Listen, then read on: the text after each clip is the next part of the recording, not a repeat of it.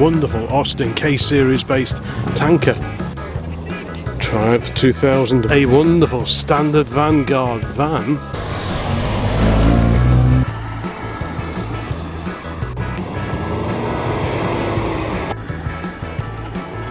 And that was replaced with that one there. Sorry, could you just repeat that? You broke up.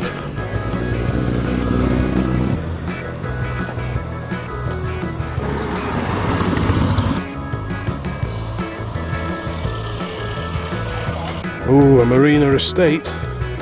I was hoping to see at least one A40 here today, and there is perhaps the most famous of all. Sounded like a manual anyway when it came off the roundabout.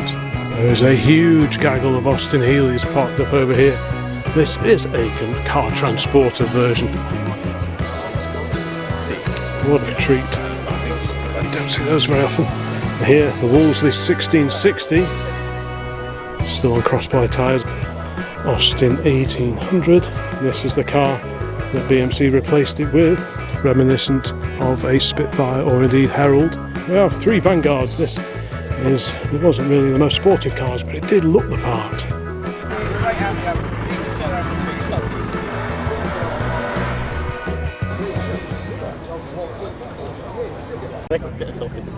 I prefer this, but I think... Well, good morning folks, welcome to the All Classic Car channel. Today I am down at a very sunny British Motor Museum at Gaydon for the annual British Leyland BMC and Austin Rover Group meeting. It's a one-day event and this place is going to be rammed full of Austins, Morrises, MGs, Rileys, Woolsleys and all the other cars that at some point in their lives featured within the BMC, the British Motor Corporation, and indeed the British Leyland stable. I came here last year and there was a phenomenal turnout of really wonderful cars, and given that the weather forecast is so spectacular for today, I'm sure I'm in for a repeat performance today.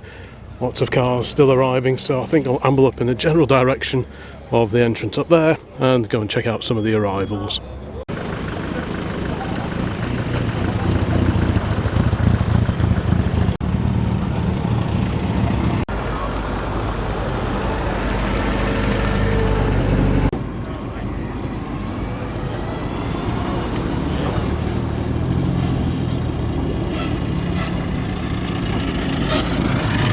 But before I make my way over to the entrance, I just have to stop and have a quick look at this while it's quiet. It's this wonderful Austin K-Series based tanker in the livery of National Benzole mixture. What an incredible looking vehicle.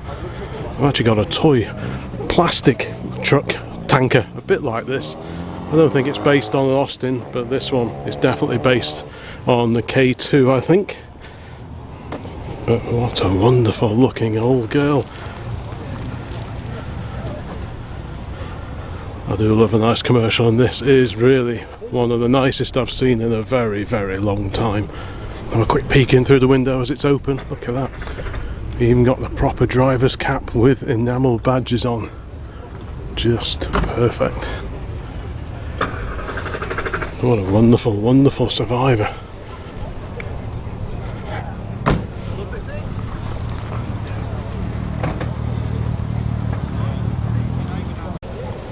Displayed in the window a December 1964 tax disc and the old commercial operator's license as well.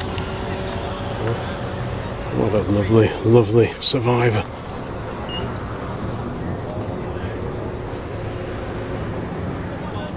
Right, now I will go up to the entrance. This will soon be full of cars. I can see quite a few rolling in now, including a Triumph Acclaim, the last car to bear the Triumph name. Collaboration with Honda, that one.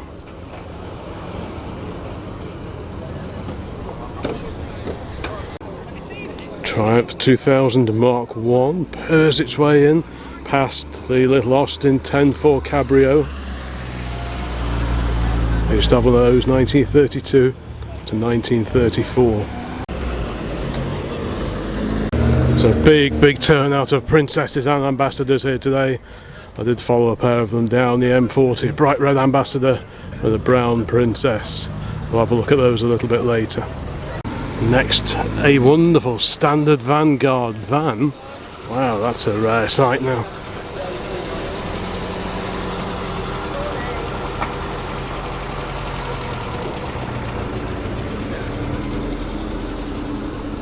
Followed by Morris Marina, quite an early one on an M registration. And a standard companion. Wow, quite a rare one with the 2 rear doors. We had a slightly later one of those companions, and that had the one-piece side hinge door. Quite a late Allegro there, the Allegro 3. Twin headlamps either side. Followed by a very similar car behind. Riley RM. Very nice too. Also cars here from the Austin Rover era and Rover Group times.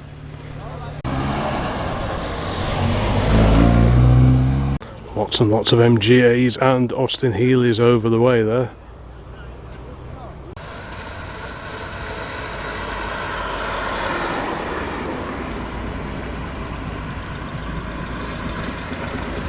MG Maestro Turbo follows the Princess. And the Maestro behind that.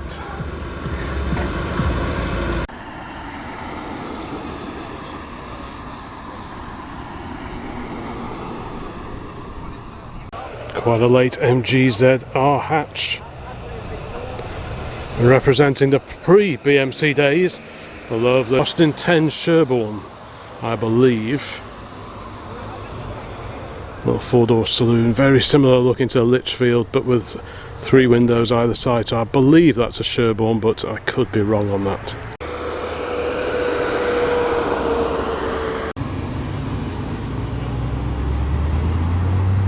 Straight cut gears signify the arrival of a very rally spec Mini.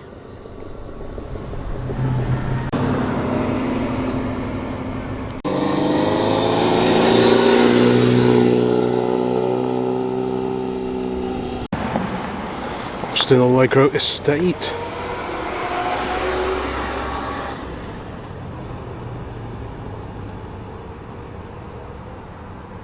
Super little Triumph Spitfire Mark IV with GT6 doors.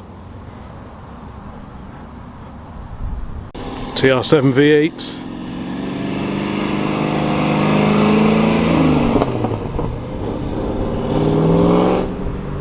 And here we have diesel powered Montego Estate. MG Metro. Quite an early one of those. And following behind that, a very early Triumph Herald with the handle in the middle of the bonnet. That was a feature only found on the very early cars.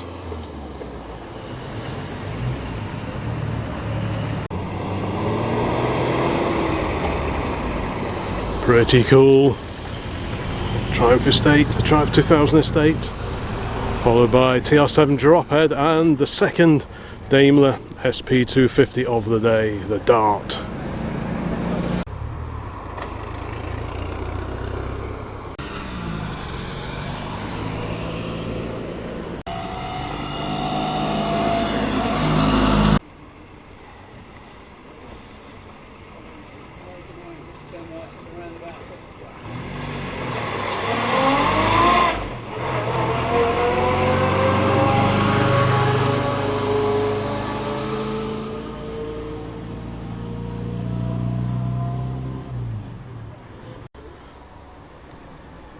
Not seen so many princesses in one place since I used to hang around the local British Leyland garage to catch brochures back in the 1970s. All sorts of different princesses, different colours, different specs I've seen here today already.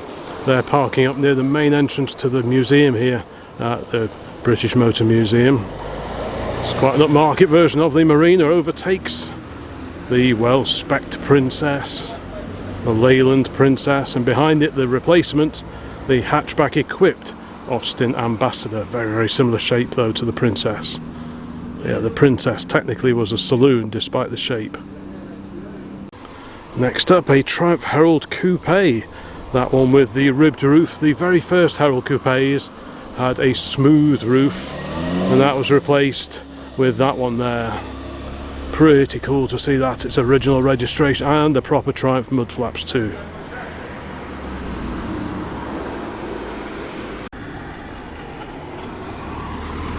I wonder what's in that trailer. Looks like a Lancia Delta Integrale is off into the main public car park area. A vivid green colour Morris Marina just pulling up, complete with vinyl roof. I spy TC badge on the front grille, so twin carbs on that one. Sorry, could you just repeat that? You broke up a bit.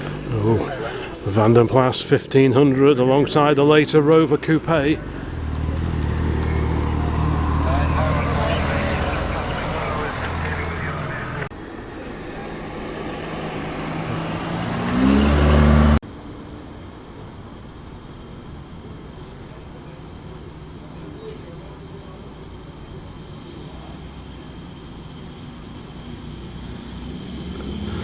Great little Austin Metro, V8 powered TR7,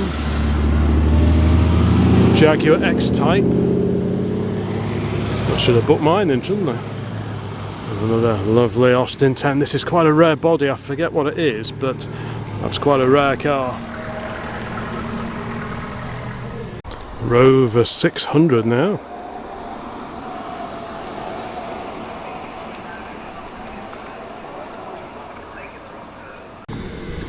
Stag passes the Marina Coupe. Quite a snazzy looking Marina with the metallic paint and these stripes down the side, vinyl roof, full length sunroof too. So yeah, it's a well spec'd example there on a T-plate. So that would be about 1977-78 at a guess. Yeah, definitely one of the more upmarket versions, especially with those wheel trims as well. Definitely a Marina to aspire to back in the 1970s.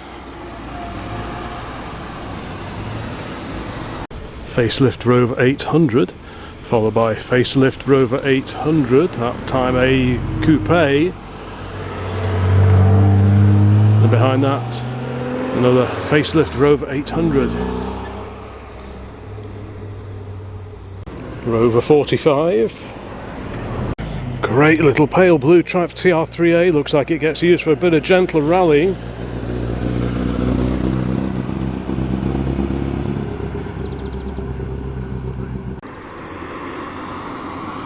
Well, we've seen Heralds already today. Now it is the 6-cylinder Vitesse. This is a 2-litre car from about 68ish.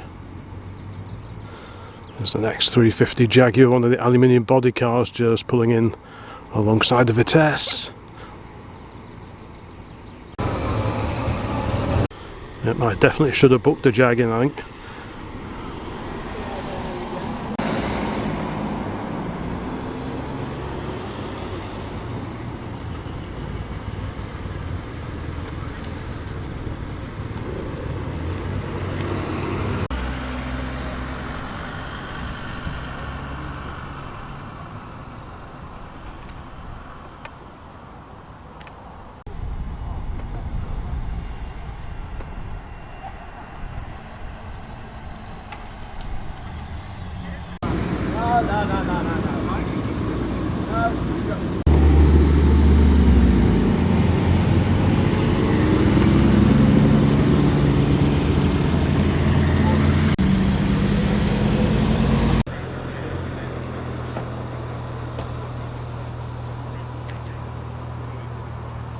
The Marina TC with those very distinctive wheels and indeed the grille.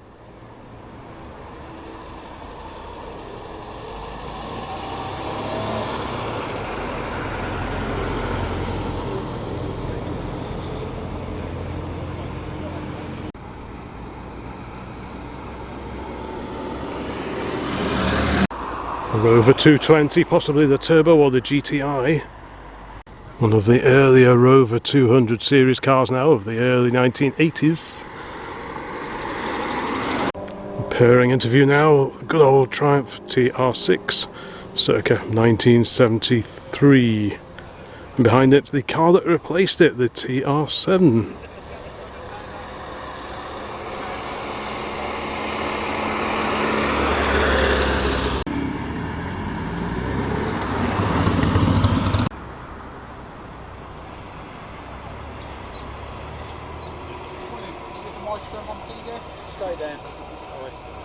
Commercial variant of the Rover 25, a panel van. Wow, that's rare.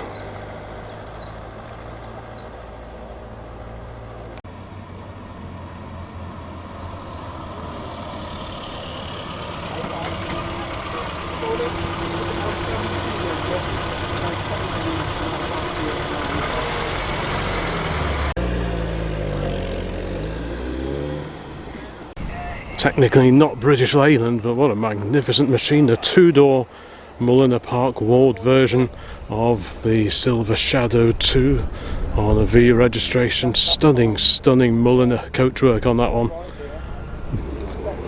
That is the Corniche.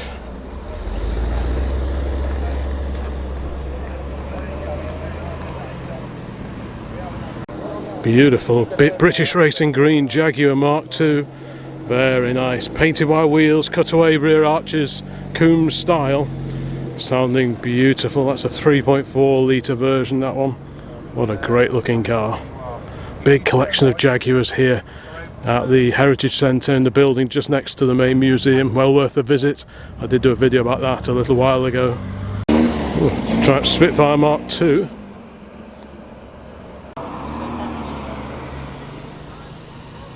Behind the Rover 600, another Van der Plas 1500, never called Allegro back in the day. These were always the VDP 1500 replacement for the ADO16 based cars.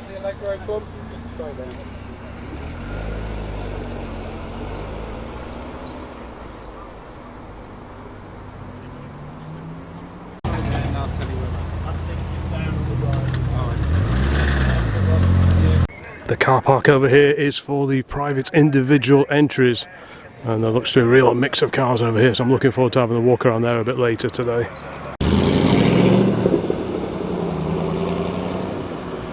Ooh, a Marina estate. Super rare car. Great tiger skin seat covers, Harvest Gold paintwork.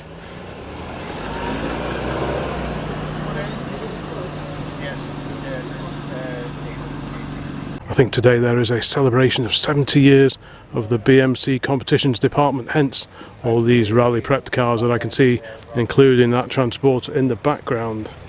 First Morris Miner of the day, this one a pickup that's been made out of a Traveller. I thought I might have seen a few more Morris Miners by now. Behind that, another fairly late example of the Austin Allegro, four-door in that case.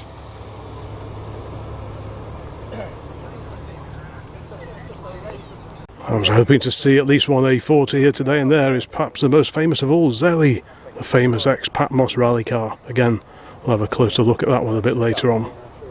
Representing the pre-BMC days of MG, this little cracker here, little TC midget. Bright red Rover P6, it's a V8, and I think it's a manual 3.5S. Sounded like a manual anyway when it came off the roundabout. Yes, there we go, the all-important badge on the back. Just check trailer parking, is it over the other side of the island there? That's it, yeah. Behind that building? Yeah. Oh, another classic Fina, this one, a Morris Oxford, quite a late one on a J registration. Immaculate. Bleating and bleating, and I said, look mate, there's trailers there, it's camping here. Something like that. Yeah, he's like, well, I suppose.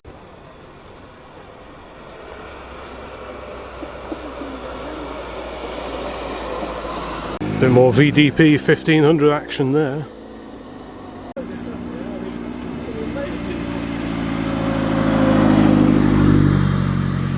Yep, the area for individual entries is truly vast, so I think I'd better make a start on it, and I think I'll head up that way in the direction of those white Healeys and work back this way via the Competitions Department celebration.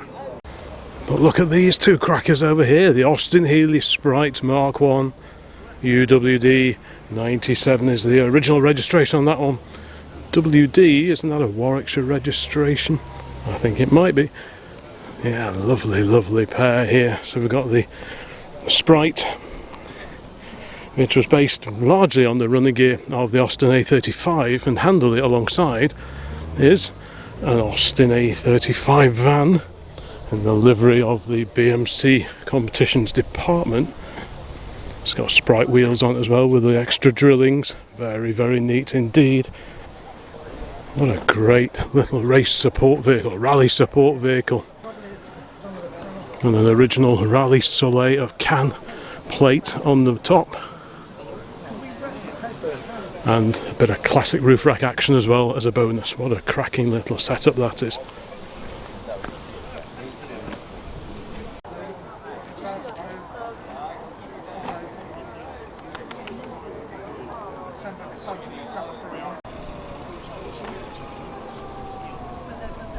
There is a huge gaggle of Austin-Healeys parked up over here.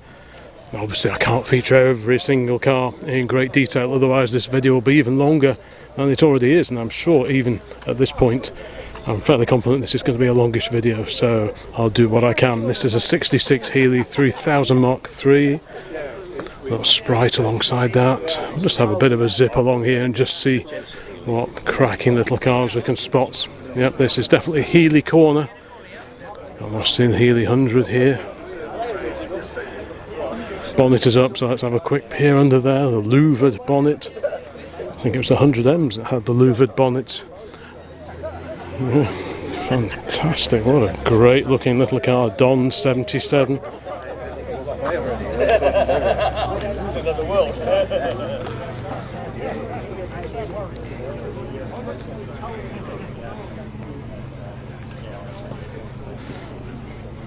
Beauty in black here, foreign registered. Where does that come from, I wonder? Left hand drive.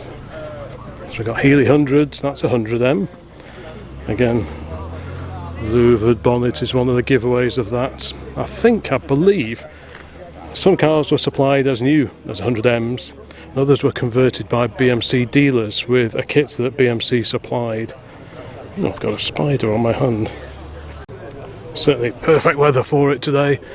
All these glorious Austin-Healeys. Can't see too many with their roofs up, I have to say. Got a Belgian registered car here. And I've not seen one with this style of badge on before, so it's a 100S. But I don't remember seeing a badge like that, but I don't know my Healeys all that well, but it looks fantastic with this little aero screen on it. Proper old style helmet. What a fantastic assortment of Healeys. Austin-Healeys, of course it was a collaboration between Donald Healey and the Austin Motor Company that resulted in all these different Austin-Healeys that we can see here. Incredible array of cars. And sneaking in at the end here, we've got an E-Type, Series 1.5 with a 4.2 straight 6, replacing the 3.8 of the very, very first cars. This is actually quite a late 1.5 with the open headlights. Most Series 1s and 1.5s, you tend to see the glass covers, but the very late cars like this one, which is on an F, so late 67, early 68, they did away with the glass covers over the lamps just to improve their efficiency somewhat. And in the row facing that assortment, we've got Healey's large and small, Sprite, Austin-Healey 100s, Austin-Healey 3000s, various types, some road spec, others prepared with competition in mind, including this beauty here with its bonnet raised. Isn't that just stunning car? Extra vent setting to the wings behind the front wheels, side exiting exhaust. Remember some of the works cars used to have a big silencer along here, and with the exhaust being so close to the floor it would often cook the feet of the co-driver and navigator. It's got the traditional Austin A30 and minivan roof vent set into the hardtop just for a bit of added ventilation. This has got a Rudd Speed tuned engine in it. Wowzers, look at the carburettors are as big as the engine. Wow. Rudd Speed, a very well-known tuning company back in the day. They also used to soup up Volvo Amazons. I will remember reading about converted 122Ss. But look at those huge SU carbs, they just about fit in there.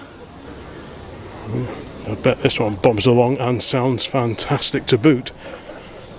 I do love an Austin-Healey. Got a little ledge, a little lip on the boot as well. Yeah, what a cracker. Looks like we've got a few minis over that way, but we haven't finished with the Austin-Healeys yet.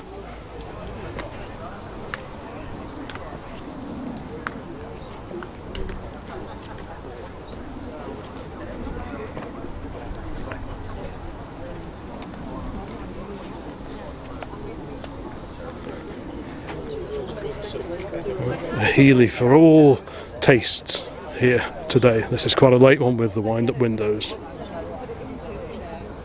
There's still cars coming in, so I'll try my best to at least mention as many different cars as possible here today, but if I miss your favourite out, well, sorry about that. What an incredible lineup. Got a 1275 GT here in the livery of car and car conversions. What a fantastic magazine, I well remember that. If you remember our little Standard 8, our recently departed Standard 8, that had a sticker for C&CC in the back window. This one looks pretty purposeful on its 10-inch mini light wheels. 8 registration. Look at these wonderful Lucas lamps on the front. They always look the part, I think. See the heating element set into the screen for rapid demisting. It's interesting that it's Clubman front, but it's got the exterior door hinges and the slidey door windows of the earlier Minis. So yeah, a bit of a mix and match job this one. Look at that, that looks very purposeful. No creature comforts to speak of there, just many dials and switches, fuses in the centre of the dash. Yeah, interesting. Early doors, Clubman front. Right, we'll continue the amble along here. H-Reg Mini, Mark II Mini alongside it. Used as a rally car from new, apparently. Competed in its first road rally with just 500 miles on the speedo. Bit of the history there. Just pause the video if you want to read the full lowdown on this car. 1293 A-series engine powers that beauty. Okie dokie. ADO16, the Austin 1300 GT on a K-plate. The Mark II Mini Cooper here. TZ160 is the registration of Morris Cooper S. Bit of period competition history here as well. There's a real gaggle of historic rally cars here. And look at this great little Riley Elf, complete with many autographs on the bonnet. Look at this lot here. Which of these can we decipher? Paddy Hopkirk.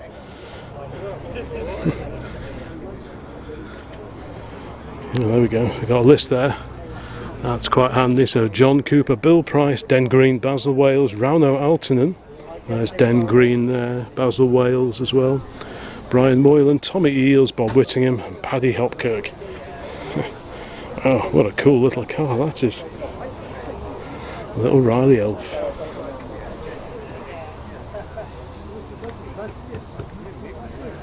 Restored as a service vehicle is this 1970s BL Marina pickup truck. The British Leyland Motor Corporation Special Tuning, Abingdon-on-Thames. That's very neat indeed. Don't see too many Marina pickups around, especially ones done up like that. That looks just great. Let's have a quick look in the back. It's always good to see the rare stuff.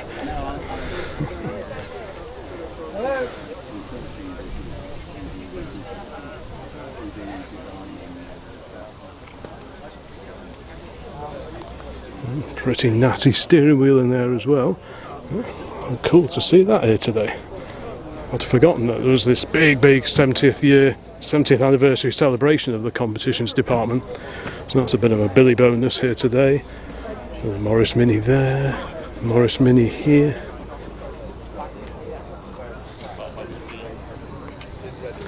Healey arriving over the back. What a beautiful day for a car show. Wow.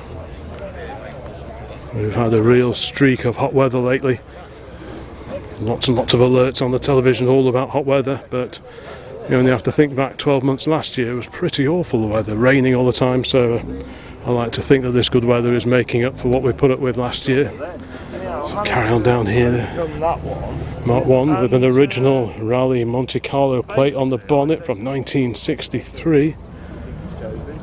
So what have we got here? So they reckon on the Coupe des Dames. then roll on 6 months later. So 62 RAC Rally, the 1963 Monte Carlo 62 Brands Hatch 6 hours, the 1963 Brands Hatch 6 hours as well.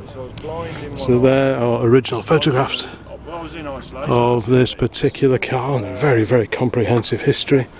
Oh look, it's raced at Alton Park, the National Spring Meeting in 1964, third in class. So yeah, it's really, really well campaigned, regularly campaigned. That super duper little Mini. 177 RKT is alongside that, again with super original photographs on display with it. It's always great to see a bit of history of the cars in the windows. Doesn't matter if it's a competition car or just a road car, but it is always lovely to see a bit of the background info.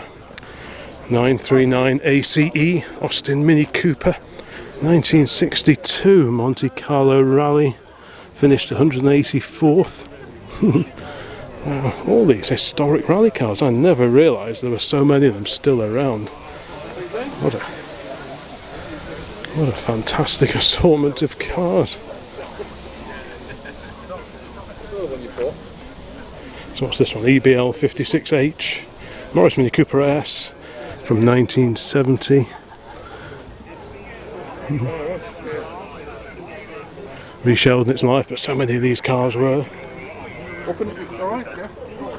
Morris Cooper S 1964 alongside that. Looks pretty groovy. Oof. There's a lot of engine in there. Wow. Good grief.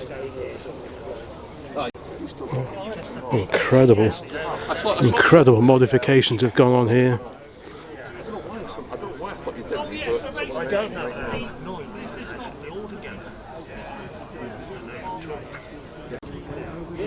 Fantastic, and look at this here. Several of these vehicles were produced back in the late 50s or early 1960s. A few of them were built up as competition car transporters for the works Mini Coopers, that kind of thing. Most of them were mobile training units. Some of the vehicles that have been preserved have been converted into car transporters, but I think this one is still a mobile training unit. These were used all over the world to train up mechanics locally in the delights of BMC car maintenance. Look at the lamps, this is an earlyish one. Those are the lamps off the early Fina Morris Oxford. Later examples of these trucks had slightly different lamps on them. But yeah, it's nice to see one that hasn't been converted to be a race car truck, and it is still a mobile training unit. And there we have an A-series engine cutaway. I'm Jill Robinson and the French girl. Not most of them are replicable. And facing the mobile training unit is this. This is a car transporter version in the livery of British Leyland Special Tuning. And this one does have the drop-down ramps at the back in order to accommodate Mini Coopers and such like. And look at all those old rally plaques. Wow. Again, Morris Oxford rear lights on this one. Yeah, lots and lots of original rally plaques on display in there. What a treat to see two of these vehicles. I remember just a few years ago I was trawling through eBay, and in a dim and dark corner of eBay I found one of these advertised. It was all stripped of paint, it's in bare aluminium, and it just said old camper van blah blah blah, no mention of the history of it. I often wonder if I should have made a cheeky bid for that, because it wasn't up for very much at all. Right, so let's get back to ambling around the cars. And here, oh, here's that Herald Coupe. This one looks super original. Okay. Slightly speckly paint, just how I like to see it. Properly preserved, not over restored, just preserved in what looks to be mainly its original paint, I think. Herald Coupe, this was used in the Rally Monte Carlo Historique this year. 20th in class, 172nd overall, so 1960. Yeah, pretty cool. Like I said when I saw this coming in, this has got the ribbed coupe roof, quite a lot sleeker than the regular Triumph Heralds. In the earlier cars they were just plain here. Not quite sure why they added this. Maybe it used to drum a little bit perhaps, or maybe this gave it a bit of extra strength, who knows, or just a bit of extra style. Either way, rare cars now, these Herald Coupes. And it's lovely to see this one here today. And there is the handle in the middle of the bonnet, which denotes quite an early Triumph Herald. These were introduced in 1959. Oh, there's a vintage Sunbeam there. What a beauty. Well, let's stay on message and stick with the BMC BL and related marks and models. And here, another souped up 1275 GT. This one somewhat lower, looks really original. 1972 Daily Mirror International Rally.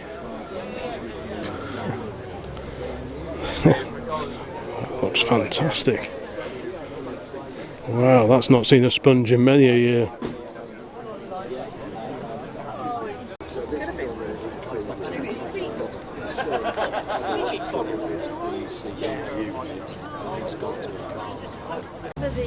Oh, the white A35 has joined the Sprite and the A35 support vehicle. What an incredible turnout of cars. In the shade here, one of the few areas of shade, the Metro 6R4.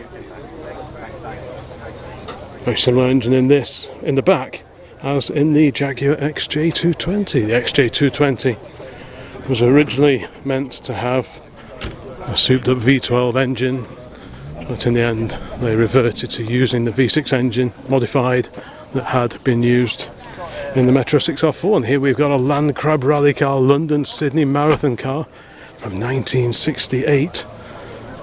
I'm just blown away by the sheer scale of this display of original competition cars. Another London-Sydney marathon car here from 68. Paddy Hopkirk, Tony Nash, Alec Poole. This one, Henry Liddon, Rauner Altonen and Paul Easter. Wow, seeing all these together, it's just... I'm kind of lost for words, to be honest. Right, Riley 1.5, great little car, twin carb, 1500 engine. MGC Roadster, prepped with rallying in mind. This one is for sale.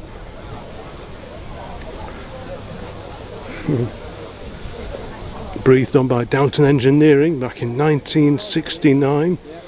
Used in 1989 for the Pirelli Classic Marathon. And other things too, the Inca Trail, etc. Wow. So that one's certainly been around a bit, and it is for sale, £55,000. Look at this Marina coupe alongside.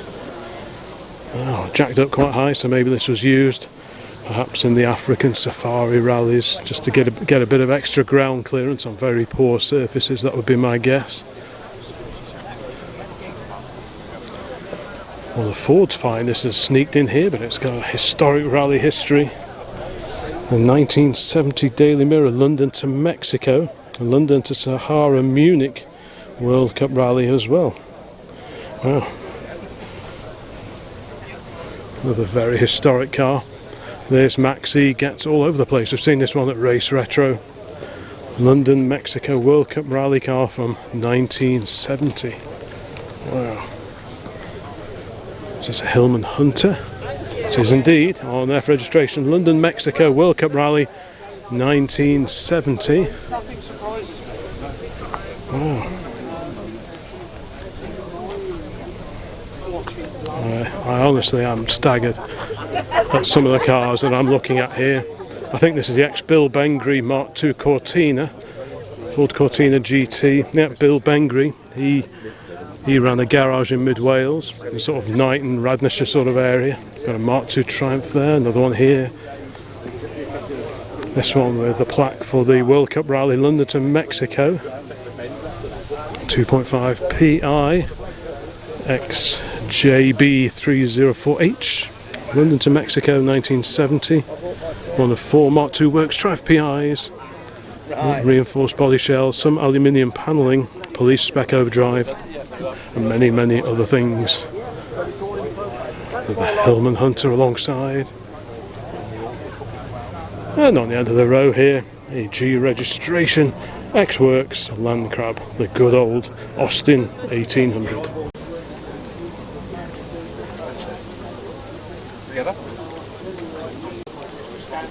Just have an amble up here just to take in the scenes. X-Pair Eckland TR, is that a TR8? MG Maestro with a TR7 or 8. Make that 2 of. Metro GTI X Tony Pond. Triumph Dolly Sprint. With a Tony Pond car there. We'll just go around here, skirt round. MGA fixed head coupe. Looks like it took part on the 94 Monte Carlo Challenge. You can still hear cars arriving. What's this all about then? What's this drive coming off the rear wheel?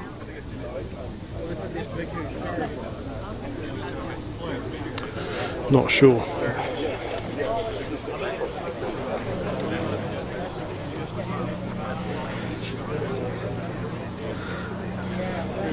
Another wonderful rally prepared big Healey there.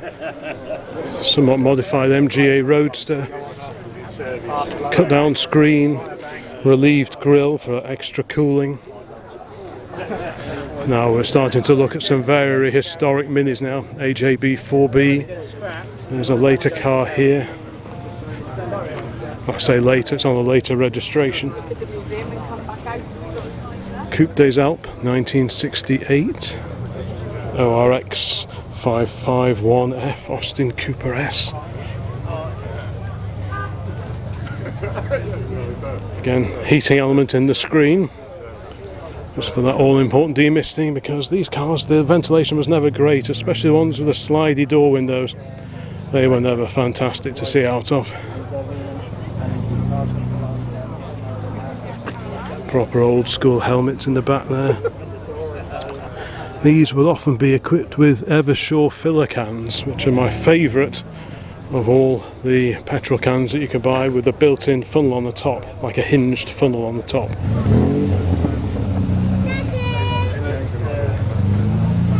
Let's have a look. EOH 523C, it's a replica of a team car.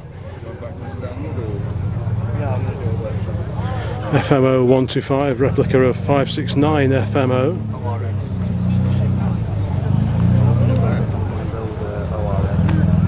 There's a 66 Mini here.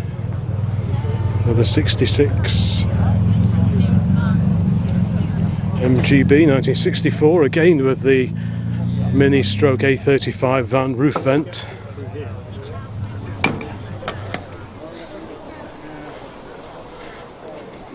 And the Allegro here, Leyland Special Tuning. Big Weber carburetors. Transverse engine.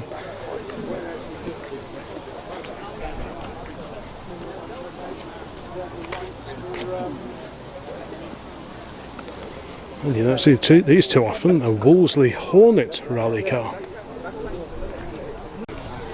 Looks like this Allegro's led the bit of the life, but I bet it's got some history to it.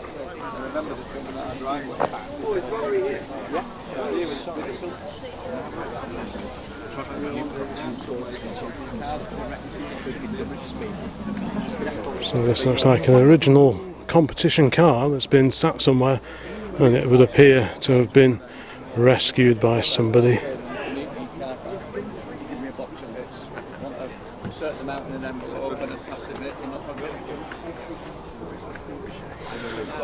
Whoa.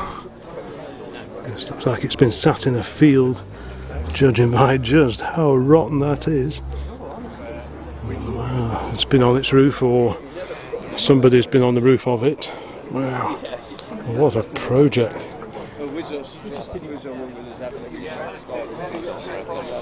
By gum. Incredible.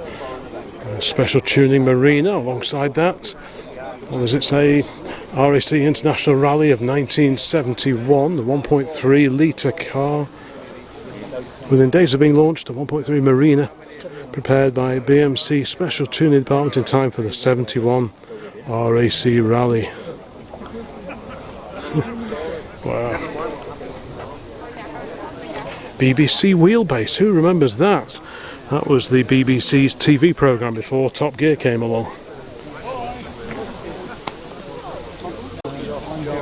And we are back to incredible minis, some Clubmans, some regular shape minis. Hockenheim John Rhodes 6th overall, Tour de France 1969 as well. Wow, oh, look at this. One of the MGC GTS's RMO 699F, Paddy Hopkirk. Wow, that is a phenomenal car. Look at the size of the boots on that.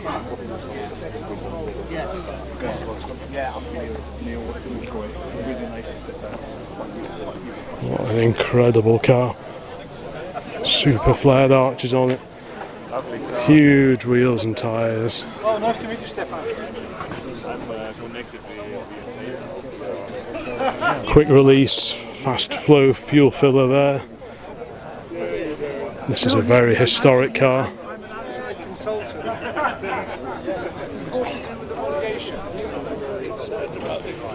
Incredible car that.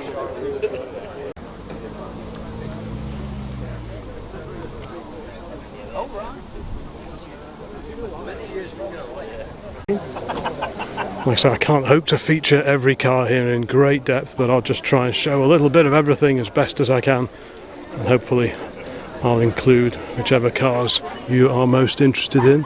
This was a BMC works car used for recce duties and tyre testing on a 68 Monty, driven by Timo Mäkinen and Paul Easter. This one dates to 1967. Whew, another MGC GTS. Oh, the sun's just gone in, that's good. 67 Mini Cooper, again heated elements on the screen. The Coupe des Alpes plaque on the front of this one. Wowzers.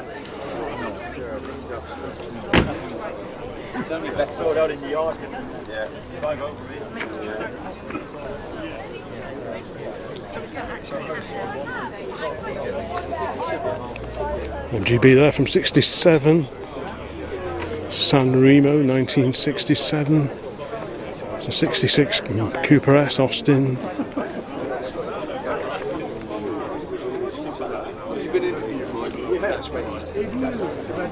That's a very unusual one. Is it de-seamed or is it a fiberglass body? No gutters on here.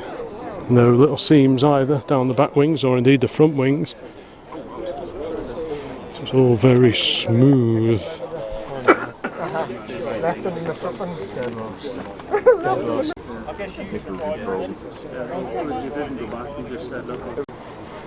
I really have to take my hat off to whoever has organised this incredible lineup of vehicles, and indeed to everyone who has brought their car out for this particular event. What a treat. Circuit of Ireland Rally 1969, another big Healey here. This has got the big side exiting exhaust that I was talking about when we were looking at the other Healey before, and that really did cook the navigator, the co-driver in these cars. Super fast cars, but very noisy and very, very hot inside. Exhaust ran just underneath the floor pan there, and they were super, super warm, super toasty. A bit like the weather today. That one dates to 1965. And a Paddy Hopkirk MGB there. It's a quick battery change later. I continue my trawl around this sensational assortment of minis. We've got a Morris Mini Cooper S here, 64 car. This was an official works entry by BMC. So they got the 65 Swedish Rally, Timo Mäkinen, Paul Easter, Deutschland, Paddy Hopkirk, Henry Liddon. RAC 1965, the Swedish in 68, Circuit of Ireland 68. Properly historic little cars here. Let's keep going. If we haven't seen enough already, how about a penny farthing? Wow. My youthful assistant would approve of this. He is quite keen on his elderly cycling matters.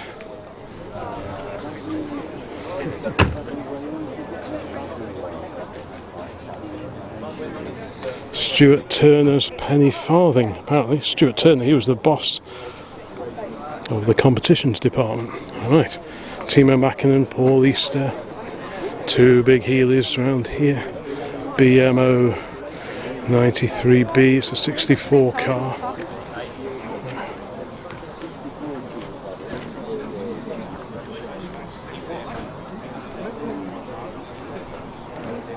There's an interesting one, 1963 X-Works MG Midget. Different front on it, lots and lots of tweaks and modifications there. 8 EMO. Morris Cooper S. 63 RAC Rally, Paddy Hopkirk and Henry Liddon. Let's just have a quick peek behind there. 65 Monte Carlo as well. Look at a little Lucas lamp on the top there.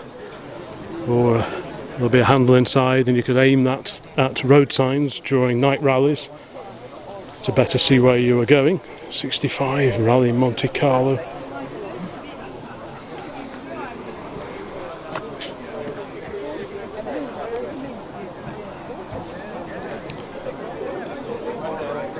'62 RAC Rally of Great Britain, Rauno Altonen. 63 Monte, 63 Coupe des Alpes.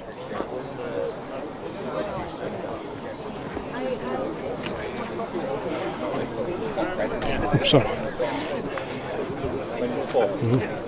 Bits for sale.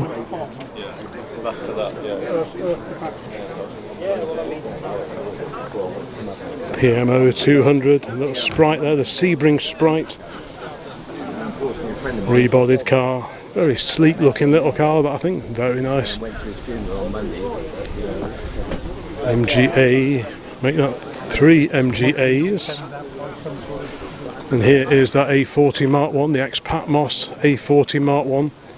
The A40 first came out in 1958. This is a fairly early one because it's got the flying A set into the bonnet strip. That didn't last very long. Our 1960 didn't have that. So it's a Patmos and Wisdom.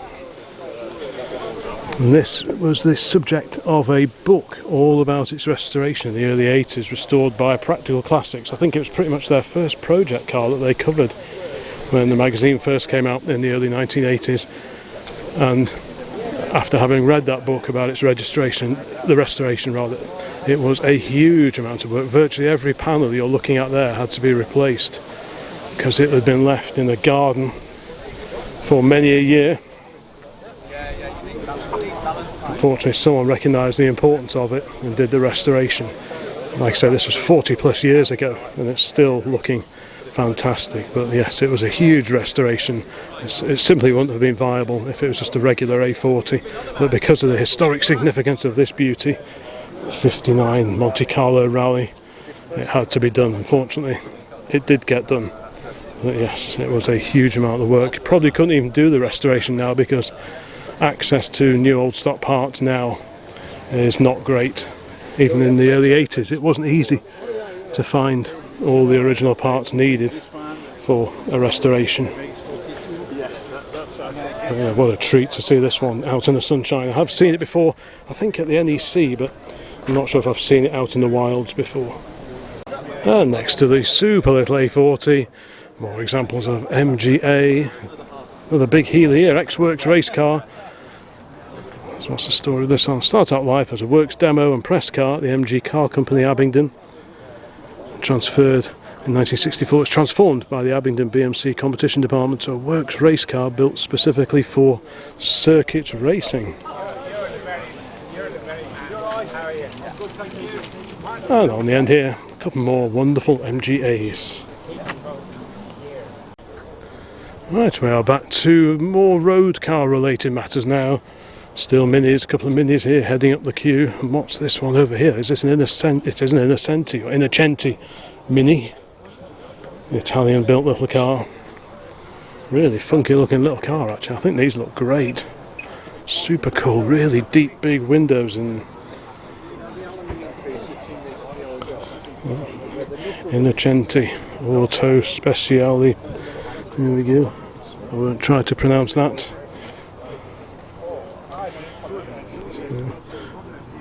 Bertoni. A quick peering through the window. Really neat looking little car that is. And next to that we have an Innocenti built Mini Cooper. Now these are really neat. These have door quarter lights, which Minis don't often do, and they have really distinctive dashboards in these with the like a enclosed pod full of extra gauges. I hope you can see that. Maybe if I go around the other side you might be able to see that. Deeper headlamp rims as well on these. That was another thing with the Innocenti Mini Coopers. There we go. I hope you can see that. You can see the dashboard pod goes all the way across to the passenger side, and it's packed with extra instrumentation. There's the opening door quarter lights, which wasn't a thing of regular Mini Coopers. But these are really neat. I much prefer these to even the UK market cars, and they tend to be priced a little bit cheaper than regular UK built cars. So if I was after a Mini Cooper, I'd try and find one of these, because I think they're just fab, and the dash really looks the part. Okay, let's carry on down here. More Mini action. There's a roof rack for sale. There's a GT. Another later era of Mini Coopers. Mark 1 Austin Mini here. Early ones were badged as the Austin 7. Is this one of them? Let's go and have a look around the back. Austin 850. So still not called Mini yet. Probably with the floor start at the end. Don't know if you can see, but the little floor starter button just down there. The wand gear lever.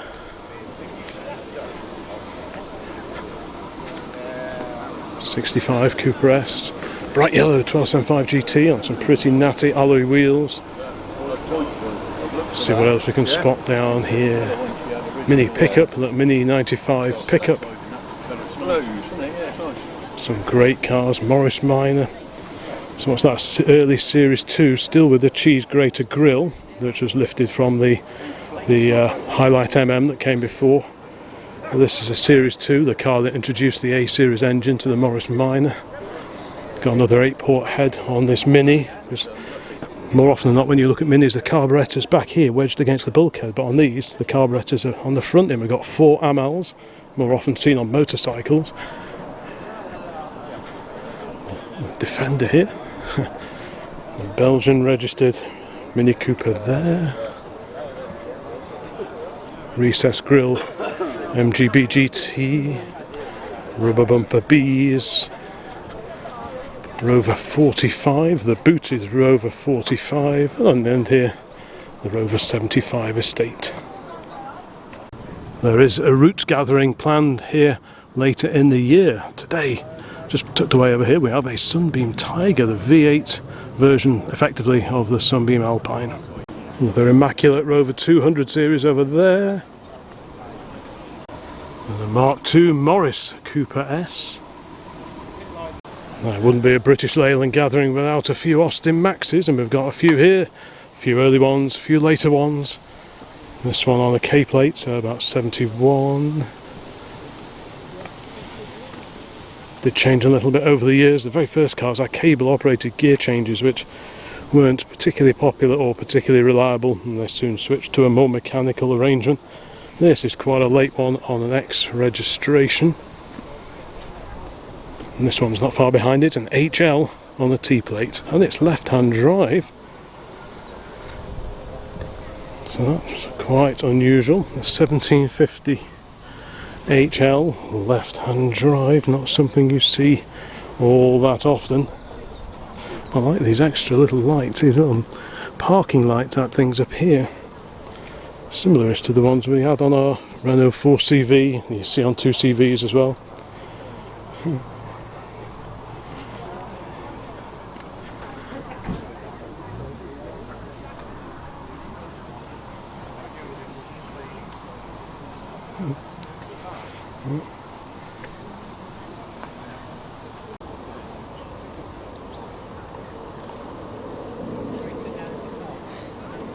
Another really early Austin badged Min over here.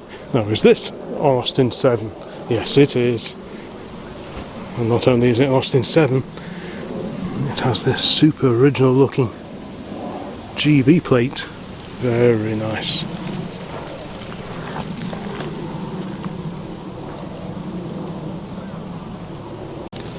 Don't forget to let me know in the comments which car or cars, or indeed vehicles, really float your boat.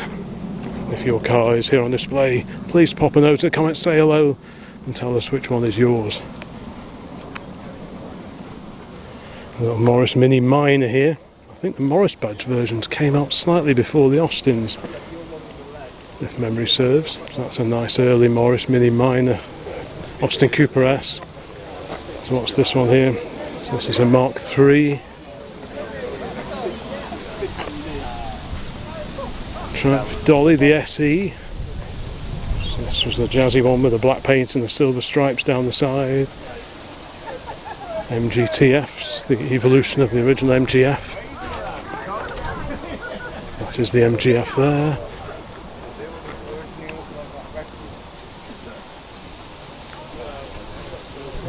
Now with a few MGBs and MGAs sprinkled in the mix. Of course the MGB replaced the MGA.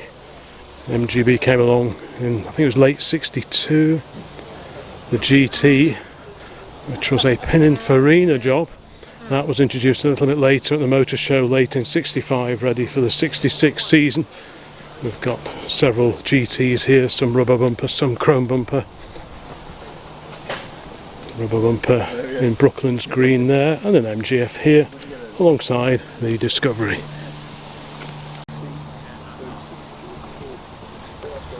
This one's got a V8 under the bonnet.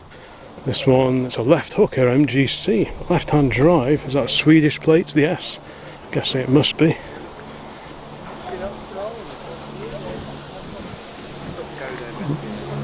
Yeah, left hand drive. I wonder if it's come over specially for this event. I won't be at all surprised.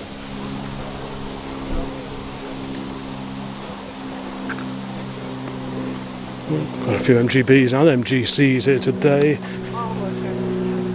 I do like a nice MGC, I must admit, with a big 3 litre BMC engine under the bonnet. Quite like the idea of one of those. They weren't universally popular when they were current. They're a bit nose heavy because that's a big old engine. This one Downton tuned with triple SUs. Yeah, it's a big heavy old lump, that is. Whereas when the V8 came along, it was a lot lighter and by all accounts handled a little bit better.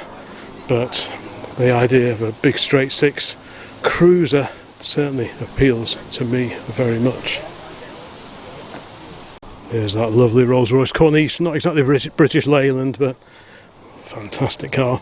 1980 two-door saloon, moorland green, on a 74 right-hand drive mineral oil, the Mulliner Park Ward two-door saloons built.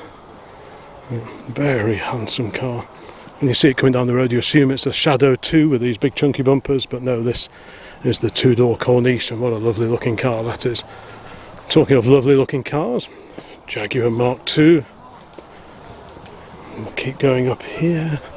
Rovers various, 75s, 800s, ZT, ZT190, the ZTT is the estate. MGTF. A bit of fettling on the Land Rover. We've got a couple of Turners here. These are pretty unusual. These weren't BL cars, but they were BL powered. They were BMC rather powered. Little A-series engine, but yeah, the Turner, very neat little car. I think they're fiberglass bodied. So this was a rival to the Midget and the Austin-Healeys Sprite in the day.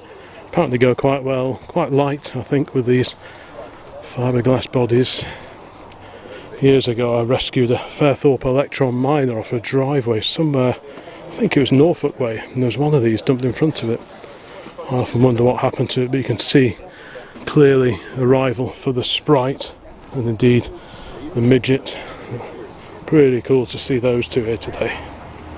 There's that lovely Mark II BRG wheels, cutaway rear arches. What a phenomenal looking car. So what can we find over this away then? Austin A35. I was hoping we'd see a few of these. We haven't seen any A30s yet, but who knows, the day is still young. Looks pretty bonny on those Mini-Lite wheels. 948cc originally. Track TR4 with a Surrey roof. Another Austin A35 here in a lovely mid blue. There's a being ably guarded there by the guard dog. Great stuff. Little Spitty there. This is the badge that the American market Spitfires had as standard. I don't think that was ever a standard thing here in the UK. Got a 2.5 saloon here, the PI, with the Lucas PI or petrol injection setup. Very similar to that of the TR5 and the TR6. It's interesting how the engine is sort of canted back towards the bulkhead. Okie dokie, right, 66 TR4A. The little Spitfire here, Mark IV. 2 litre TR7 drop head coupe. Lovely MG there in dark blue, the MGB GT, MG ZT, Rover 75, a later Rover 75 with a slightly different front end, MG ZTT in a pretty wild colour scheme. Later 75, again different front compared to these earlier cars, 2 of which are here on the end enjoying just a little bit of shade. Good to see a nice 50s Morris here. This is an Oxford. Really cool to see that. You don't see those very often. And here, the Woolsley 1660. It's a 67 car, that one. So this was an update of the previous 1560. This has got the 1622. The previous car had the 1489 B series. A few other mods as well. Slightly wider track at the back, so the wheel tends to fill the arch a bit more on these later cars compared to the 1560 that came before, but not much difference really.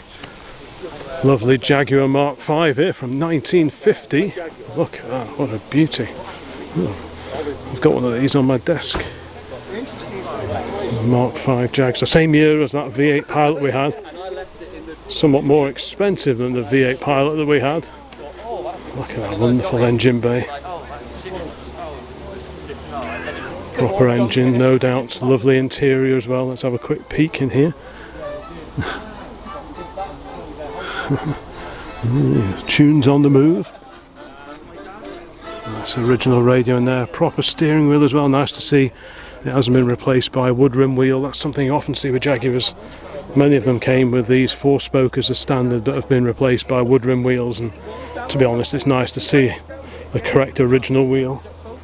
I can hear cars moving behind me still, but yeah, you don't see too many of these wonderfully swoopy cars around. I wonder if there's a toolkit hidden in there. Could well be. What a beauty, just the shape. Sir William Lyons really knew how to pen a car back in those post-war days. Of course this was built just a couple of years after the XK120 came out. But Lyons always saw the sporty cars as just almost like test beds for engines and such like that ended up going into the saloons, which were the sort of the bread and butter and paid the bills at Jaguar. So the XK engine made its debut in the XK120 before going into the saloons. The V12 engine made its debut in the E-Type Series 3 before being shoehorned under the bonnet of the XJ Series 1. There goes a little Mini. What a belter. Next to the Mark V we've got a Rover P5B Coupe, a little Metro there, the Rover 600. Little MG ZR, the hatchback, another one there, slightly later. Note the different front end styling compared to that, the early car and the silver car, the slightly later. And what's this? An Austin A55 or A60 van that's been built up as an ambulance. Press Steel Company. Press Steel did the bodywork, or built the bodies for BMC cars. Yeah, A60 ambulance started its working life in '63. That's pretty neat. Yeah, rare sight. Fantastic. I still haven't made it over to the clubs area yet. So much to see here, and the individual entries part here at the British Motor Museum, the BMC and BL Day for 2025. Aha, another Austin A40, this time a Mark II from 1967, going off the E registration. What a bonny little car this is. Saloon versions were available like ours, and also there was the Countryman with the split rear tailgate arrangement. The Italian built Innocenti, they had one-piece lift-up tailgates, which was very, very clever. So this is a Mark II Countryman. So the saloons like ours, they just have a fairly slim boot lid panel there and a fixed rear window. These have a much larger boot panel, which comes down, and then the top bit goes up, a bit like a Range Rover. So it makes it very, very practical. It makes it a lot easier because it's quite a boxy shape.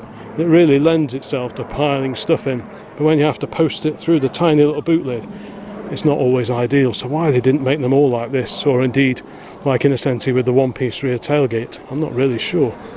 And it's always good to see an A40 at one of these doos.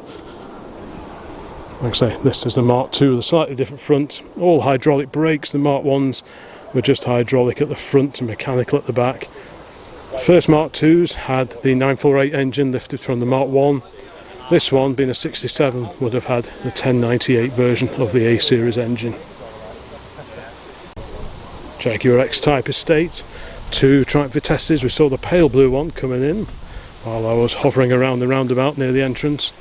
I'm not sure I saw this one coming in though. Very nice indeed. That one's badged up as a 2 litre. This one, I'm assuming, has still got the 1600 version of the straight 6 engine. If it does, it'll probably be badged as a Vitesse 6, which the early cars were. Yep, there we are.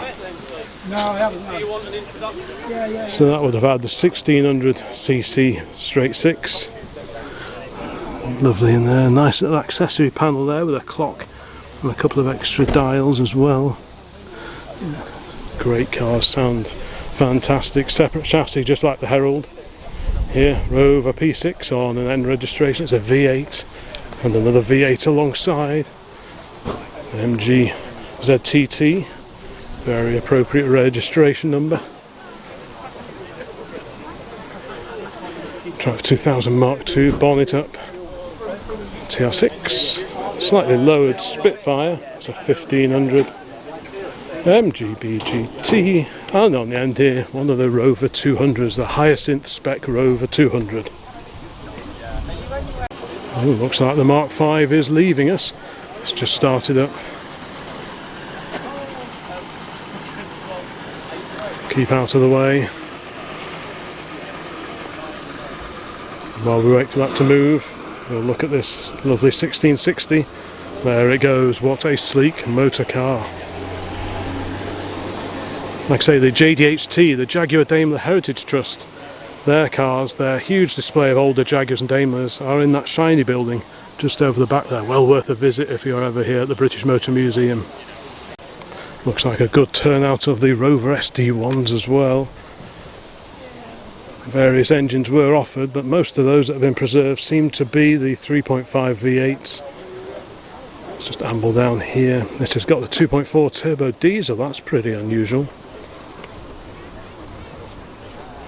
Handsome looking cars, I think. We've got a Rover Vitesse there. This is quite an early one. Is this the 35S? Quite a vivid colour scheme. This is one of the sort of the pre-facelift cars, slightly different compared to the car alongside. I've got a feeling these were badged as a V8S. This is where I get proof to be right or wrong. There we go. The V8S. Very 70s design. All the instrumentation in that pod on the top of the dash, and for left-hand drive, well, that would probably be relocated over this side, but quite rare to see these. I remember these back when they were current, but definitely a rare survivor now. In fact, any of them are pretty rare now. Another Vitesse, another lovely, well, 2 very early ones in this very distinctive shade of green. Quite advanced looking cars. Let's just go around here, see what else we can spot.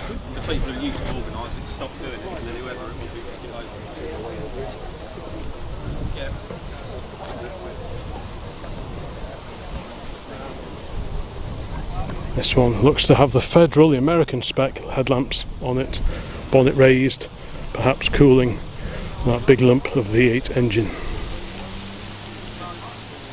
Well, facing the Rover SD1s is this incredible assortment of ADO16s and variants of the Austin, the Morris 1100, 1300 and all the badge engineered versions as well. Got the Morris 1300 here, Austin 1100, this is a 4-door, this one's a 2-door. Incredible little open top car here. The Riley Kestrel, so that was a name that goes back to the 1930s, and BMC dusted down that moniker for the Riley version of the 1100, which we're looking at here. That's a 4-door car, 2-tone paint, Austin 1100 here from 1965. Beautiful maroon car. Wow, look at that, isn't that in beautiful condition? It's got the wavy, crinkly grille of the Austin, unlike the Morris version. Slightly different dash as well, if I remember correctly. This is a 4-door car, same colour as a little VDP 1300 that Dad had a few years back. This is an automatic, that's quite unusual. Now we've got the MG, the 4-door MG. Dad had one of these when I was knee-high to a grasshopper in the early 1970s, probably the same colour as that actually. The only bits that survive of it in Harley's shed is the original MG grille that came off Dad's old car and the 12G206 cylinder head, which I have had on the A40 once or twice in the dim and distant past and may well see service again in the A40 in future years. But yeah, pretty cool to see all these different versions. Here is the VDP or the Vandenplas version, the 1300. Very nicely turned out little cars with picnic tables in the back of the front seats.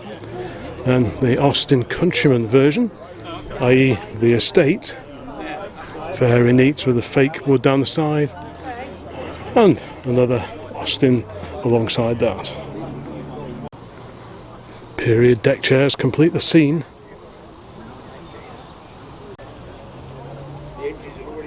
On the end of the row, another example of the V8S.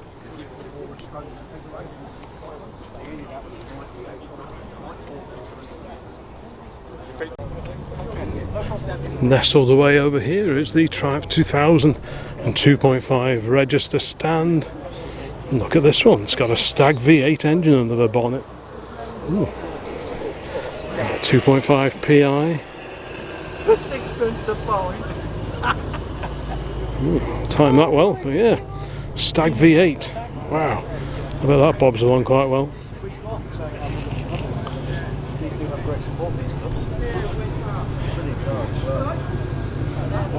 Mark 2s, and indeed over here the Mark 1s. We've got a few estates. Look at this super Mark 1 saloon here. That PI sounds glorious, and what a great colour as well. Yeah, what a beautiful colour.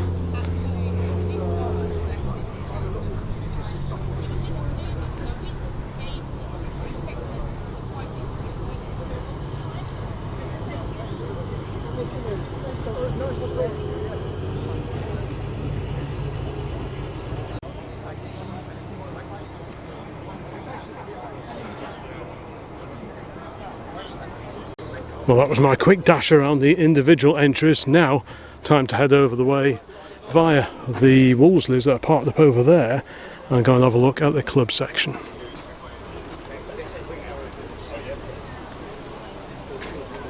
Yep, classic Woolsley corner. Here we have the Woolsley 690. Very stylish looking car. Lovely with that open rear side profile there. What incredible condition as well. Wow. Properly unusual car now. Still on cross-ply tyres as well, so that looks just perfect. Oh, they got bits for sale in front of the Woolsley 1500.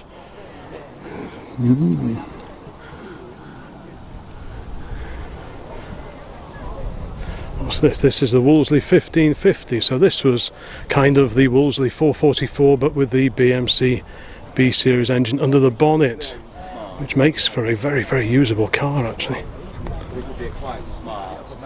Yeah, I'd be having like grey shorts and Very handsome. Gerald Palmer was the name of the gentleman that came up with the styling on these cars, which looked very, very similar to the MG Magnets, the ZA and the ZB. Another Woolsley 1500, the earliest one with the smaller backlights. Later cars had the A40 Farina lights on sort of pods that stuck out a little bit. Really great little cars to drive. I remember Dad had a grey one of these, and it was a fun little car to drive, based on the underpinnings of the Morris Miner. So you got rack and pinion steering, but this has the B series engine, so slightly larger engine compared to the Morris. The Woolsley Hornet, Woolsley version, twin carbs of the 1100. We've got an Austin 3 litre over here on an H plate, not too many of them around. And here is the Woolsley 444, the car that came before the 1550.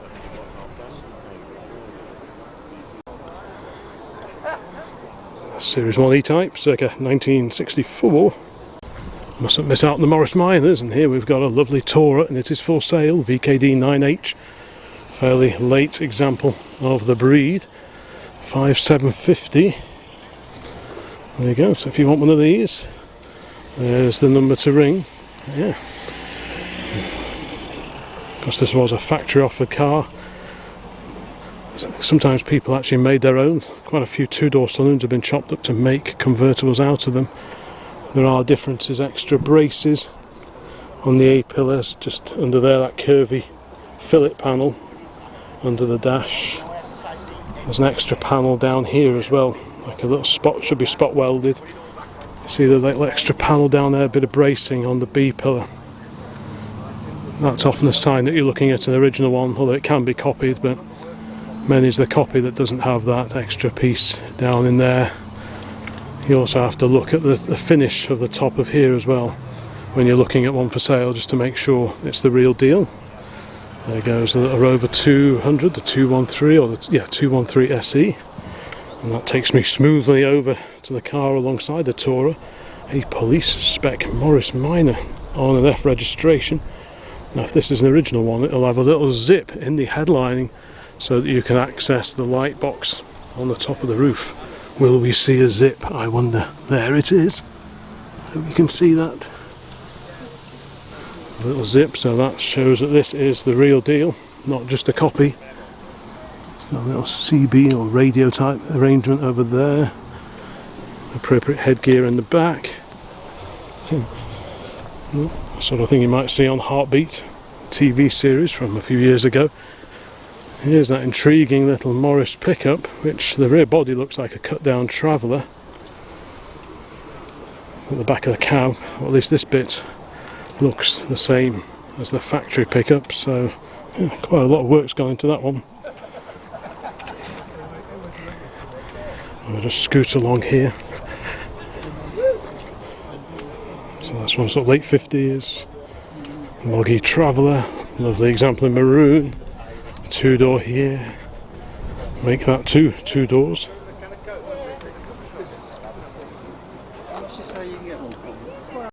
Next to the Healey we have a Humber Imperial. Now there is a Roots Group event separate later in the year, but why not have a look at it while it's here. So the Imperial, this was the top of the tree really. It's got the vinyl roof, that sets it apart from the Super Snipe and the Hawk. The Imperial, that had adjustable selectable rear damper settings as well. I remember that as an extra little frisson of excitement to deal with when you're restoring one of these. It's got the original Radiomobile radio in there as well. Super comfy car, great wafter. Like I say, the selectable rear suspension, Selector Ride or something I think it's called.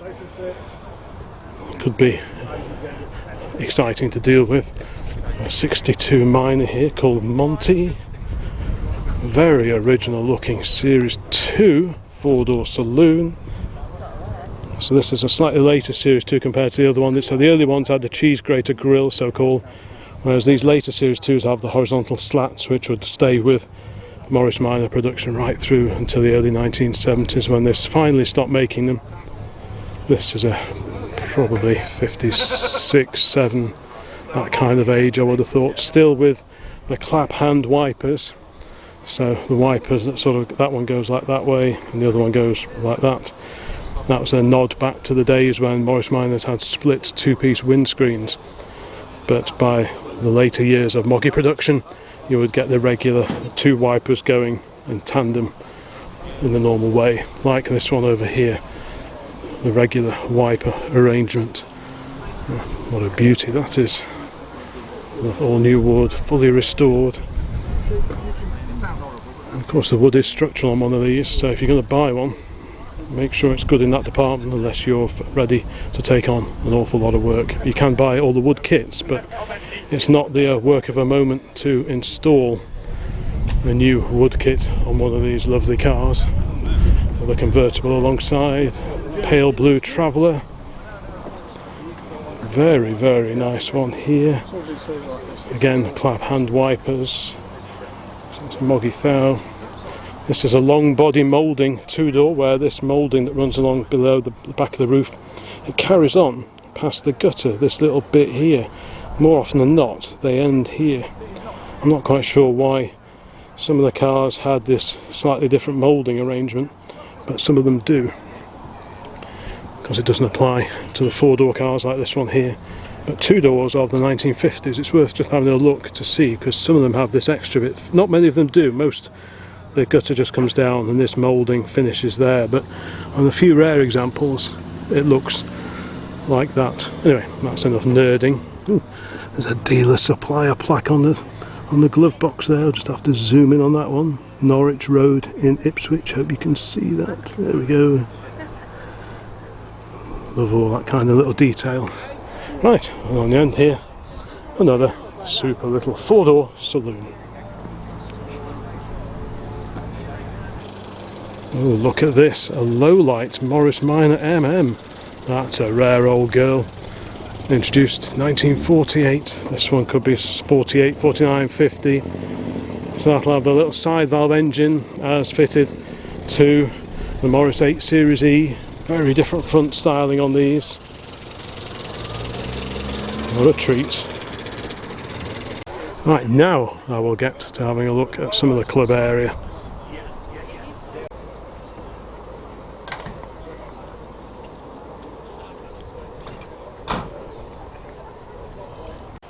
Proper Rover Mini convertibles over here. These are factory offered, dealership sold, not a homegrown conversion. Many Minis with open tops have been done at home with a hacksaw and a lot of prayer, but these are proper factory Mini convertibles.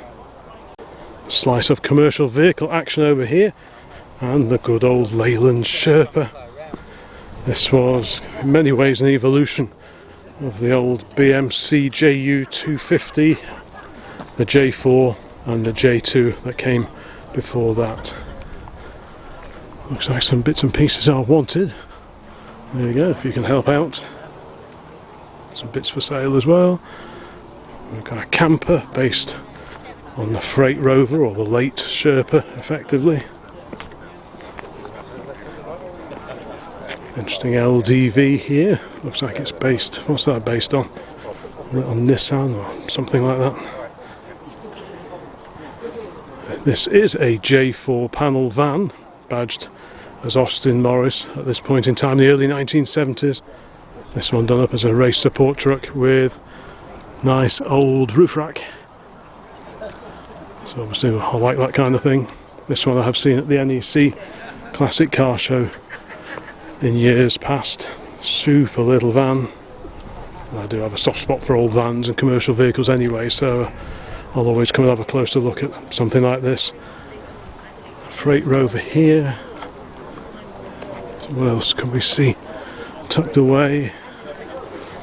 Right, well that leads us nicely on to the Austin 3-litre corner. Now these weren't sold in huge numbers, just a few thousand. I can't remember how many, but 3,000-4,000, not many.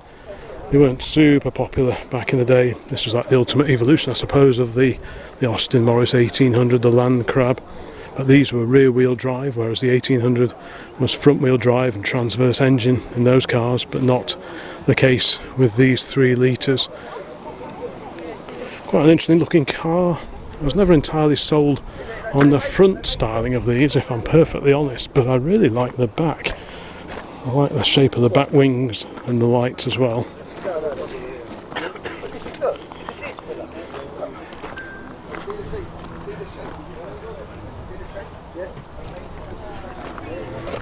It's really neat to see several preserved examples of the 3 litre here today at Gaydon. And how about this? An ambulance version. Cool. That's pretty cool, with the air horns and lamp on the roof.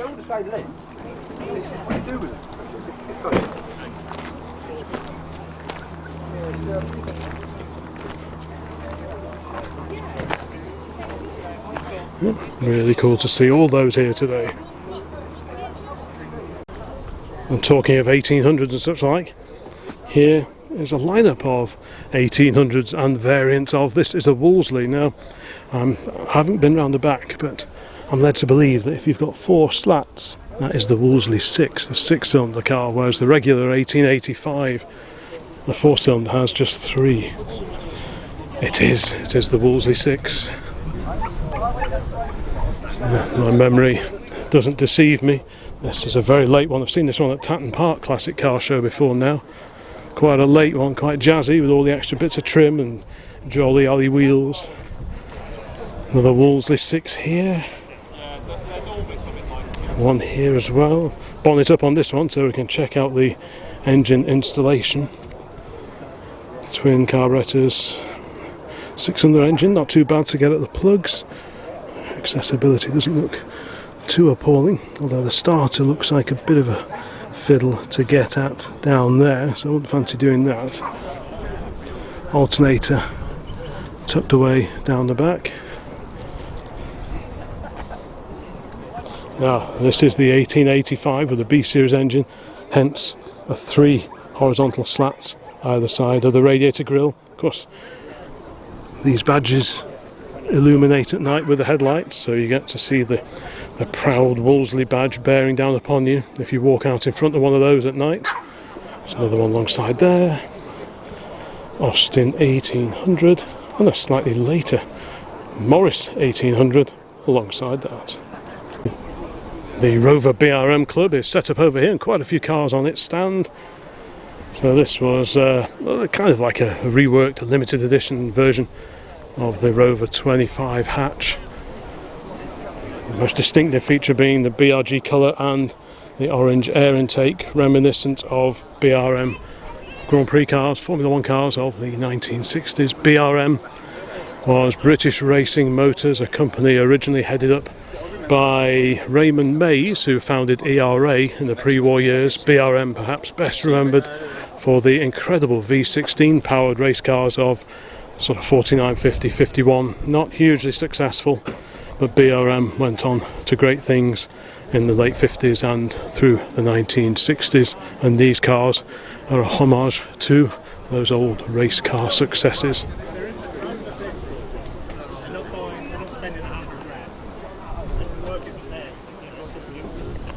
Rover K-Series engine under the bonnet.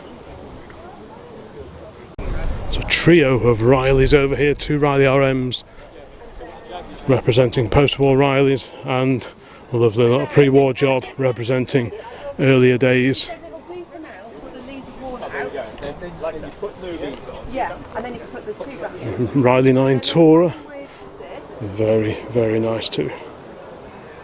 This one, the Riley, has the 2.5 litre version of the famous Riley engine in it, hence the pale blue background. If you've got a dark blue background, that tells you the car has the 1.5 litre version of the engine. But yeah, certainly packing quite the engine under that bonnet.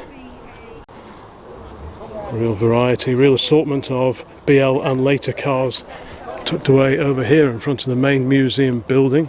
On the end here, MG Metro circa 1984, and a somewhat later Metro alongside that. What version is this one?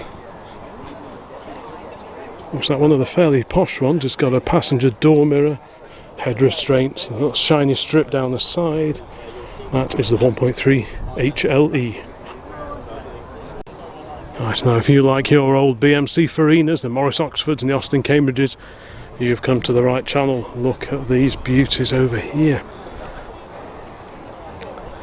This is the Austin Apache, but this is the South African built car, based loosely on the ADO1100, but with very different front, and indeed very different back with a proper boot on it. Magenta TR6 just burbles by. Ooh. The Austin Apache. There's a bit of Fina action, the Morris Oxford here. That one beginning of the 1970s, so quite near the end of production of these fabulous old Farinas. The Woolsley 1660 here. So this was 1600, same size engine as the contemporary Cambridges and Oxfords, just a little bit posher inside. Leather trim, wood dash, just a notch or two up the rung of desirability. And this is the Austin A60 Cambridge. This was the replacement for the A55 Cambridge Mark II, an example of which we used to have a few years ago. That was a 59 car that we used to have, but this is the later A60. What's this one here? We've got a Morris Oxford here. Different lights, so lots and lots of detail differences between the Austins and the Morrises. Great to see that this one is still on its original metal reflective plates. So many of these cars you see on modern day made silver on black plates, but by this point in time most people are opting for the reflective plates, so this is really a lot more representative of what you would have seen out and about on the streets in the early 1970s. MGZT there. Let's just sneak through here. Got another Woolsley 1660. Now this one, the paintwork on this one looks super duper original. That's a very original looking car indeed. Slightly faded, but with that nice sort of bloom on it, which you really can't replicate. Lovely inside, very nice, very comfy cars. Not the fastest car in the world, but they can be made to bowl along quite happily all day at reasonable speeds. Had a lot of fun with our A55 Mark II several years back now. MG Magnet. So when the ZB Magnets went out of production, this is the car that BMC replaced it with, a badge engineered version of the Farina range. Austin Cambridge, got an A60 Cambridge estate, or the Countryman to give it its proper dealer name. Passed this one on the M40 heading down there this morning, at least I assume it was this one. It's in beautiful, beautiful condition. P700 headlamps on this one. Sun visor for the, I say rare days of sunshine in this country lately. It's been super sunny. More often than not they just keep the rain off. But yeah, lovely car. Super handy. Practical classic with all this space in the back as well. Cool, wouldn't say no to one of those. I'm very impressed with how original this Magnet over here is, and indeed the 1660 alongside it. What do we have here? An Austin Westminster estate. Now, have I ever seen one of those before? I'm not sure if I have. I can't imagine they made too many of those even back in the olden days. And to see one here today, wow. Yeah, I don't know if I've ever seen one of these. So would this be the Westminster Countryman? It says overdrive. Wow, what a fantastic bit of kit. One piece lift up rear tailgate on it. Oof. Now that would be a fantastic car to own. A lovely 6-cylinder engine and all that carrying capacity. What more could you want? Over the back here we have a 1965 registered camper. This one, a J4 again, but badged up as Austin. Austin Morris would come later, but at this point in time there was still Austin or Morris. Wow, look at that. Fantastic. A quick peek in through the window, all the cooking arrangements. Lovely trim as well, in fantastic condition. what you do tend to find is with a lot of these sort of camper vans based on light commercial vehicles is they often lead a lot easier time than comparable vans, and as a result the camper versions often last much longer. This is a proper Dormobile conversion by Martin Walter. Let's have a quick zoom in over there at the badge.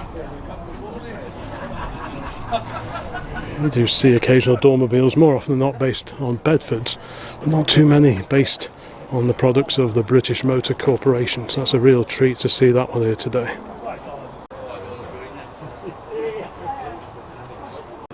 The Woolsley 6110 over here, A55 Cambridge Mark II. Now this is the same as the one we had. Ours was black, and the gentleman I bought it from had actually fitted the larger 1622 engine out of the A60, but originally these cars had the 1489 B series engine. It came out in 1959, so just a year after the A40 Farina made its debut. The A40 was the first collaboration with Pininfarina that BMC put into production. There's the front of the Woolsley 6110 6-cylinder car, stunning looking bit of kit. The big Farina, as these 6-cylinder cars tend to be referred to as. That Cessna flying over. They got a Princess 3 litre here.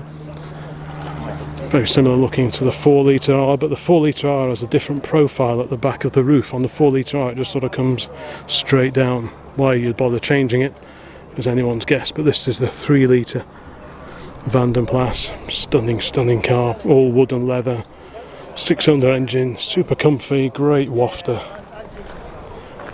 I don't know if there are any 4 litre R versions here today, don't know. Yeah, super comfy, automatic gearbox, selector on the column. There's your telltale on top of the column telling you which gear you are in, which is always nice to know. Yeah. I do like this light coloured Woolsley here though, that's very nice. Morris Oxford alongside it on mini-light wheels. Looks like it's been tuned up a bit. It's got many louvers in the bonnet as well. So no doubt some performance mods have been undertaken on that one. Great little mini, well, indeed quite a few minis alongside. This is a Mark II Westminster. So really quite a good cross section of different Farinas on the club stand here today. Westminsters, the Vanden Plas, no 4 litre R. Had one of those many years ago, 4 litre R with a Rolls-Royce design engine in it. Twin carbs, 6-cylinder in there. Yeah, really cool to see so many different Farinas. There's another A55 Mark II here. Lovely two-tone, like an off-white and red roof. Two-tone really does suit these cars. Not every car takes to a two-tone paint job that well, but I think these Farinas certainly do, especially these wonderful estate car versions. Great turnout of cars everywhere you look. Austin playing cars. Some wonderful midgets and sprites over here on the club stand as well. Look at that one with the tilt forward front, reminiscent of a Spitfire or indeed Herald. I think that's an Arkley, the Arkley SS.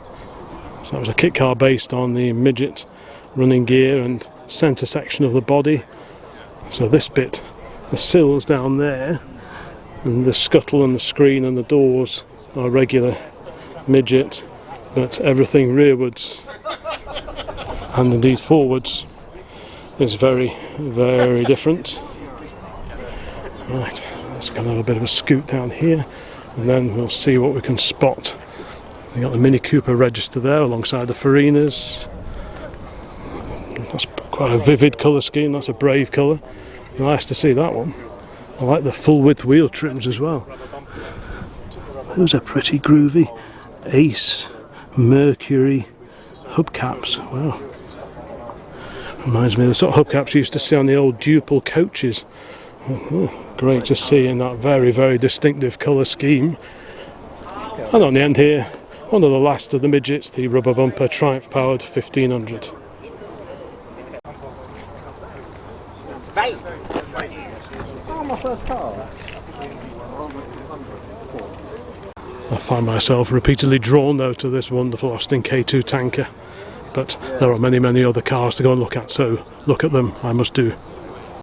Who remembers these? The Rover Streetwise version of the little 25 hatchback. Lifted up a bit, big plastic mouldings on the front. Always reminded me of the approach they took with the rubber bumper MGBs. Lifted them up a bit to comply with American safety regulations and put the plastic fronts on. Yeah. Don't see too many of those around now. Another commercial variant, this an MG panel van, so that is even rarer perhaps than the little Rover van that we saw before. A few bits and bobs for sale. Got a few Haynes manuals, Austins, Fords, Morrises and so on. And there is that Rover commercial. A pretty unusual sight.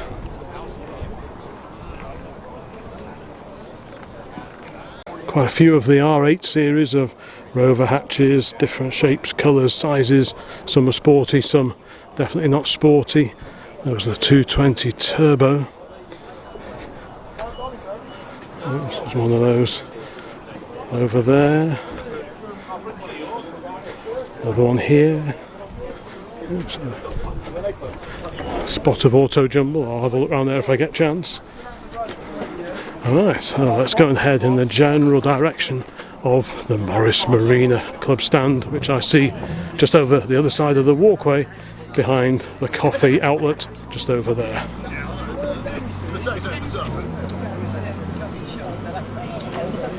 German registered Mini here alongside the sadly very faded FG fire truck. This has been here as long as I've been coming here, I think. Every time I come it looks a little bit more faded, a little bit more forlorn. Maybe one day it'll fall on good times again. Clearly it was restored some years ago. They could probably do with a quick wipe over with a sponge now, I think. Oh, the Morris Club are celebrating, the Marina Club rather, celebrating 40 years of their club being around, 1985 to 2025. Let's have a leisurely amble around the various Morris Marinas that are here today. This is a Marina 2, I think, one of the facelifted cars with bigger lights. Various little revisions, but basically the same car. I always thought it was quite funny how the dashboard curves away and aims the radio at the passenger, making it quite fiddly for the driver to actually deal with. Maybe it was to dissuade the driver from retuning their radio on the move. There's that quite plush looking example, metallic paint, little chrome bits here and there, stainless steel extra trim, plush velour seating, quite a whizzy looking steering wheel, auto box as well.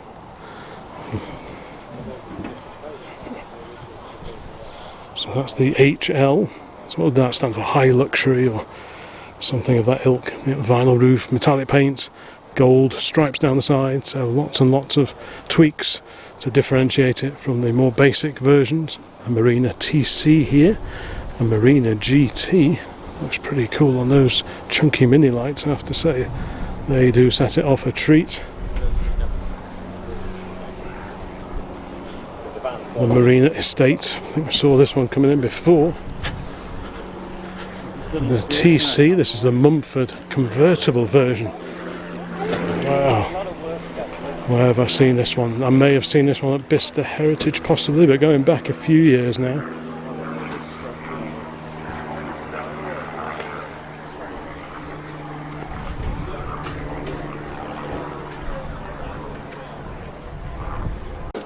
So this is a TC Jubilee edition. Interesting, in this one the radio is square onto the dash, it's not aimed away from the driver.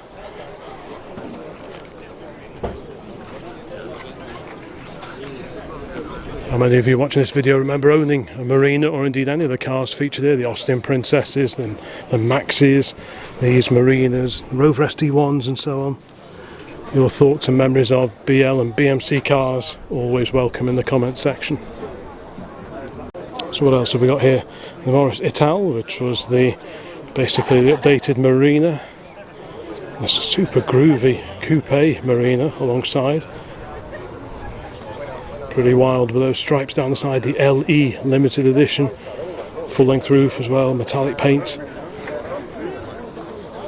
The super example in orange. Quite a few of them have got mini-like wheels, I notice, but this one looks pretty much as it rolled out the factory with those quite distinctive wheel trims on it as well. Harvest gold, quite an early one. You can see the earlier front compared to these later facelifted cars. And it's really cool to see these very early ones, because to restore one of these now, it must be so hard to find the right parts to suit these earlier looking cars. Well, all of them must be quite hard to restore, but these early ones. Yeah, the Mark 1 Morris Marina 1.3 SDL, made in May 1973 at the Cowley car plant in Oxford, and registered, was it August the 1st, 1973. What a great car that is.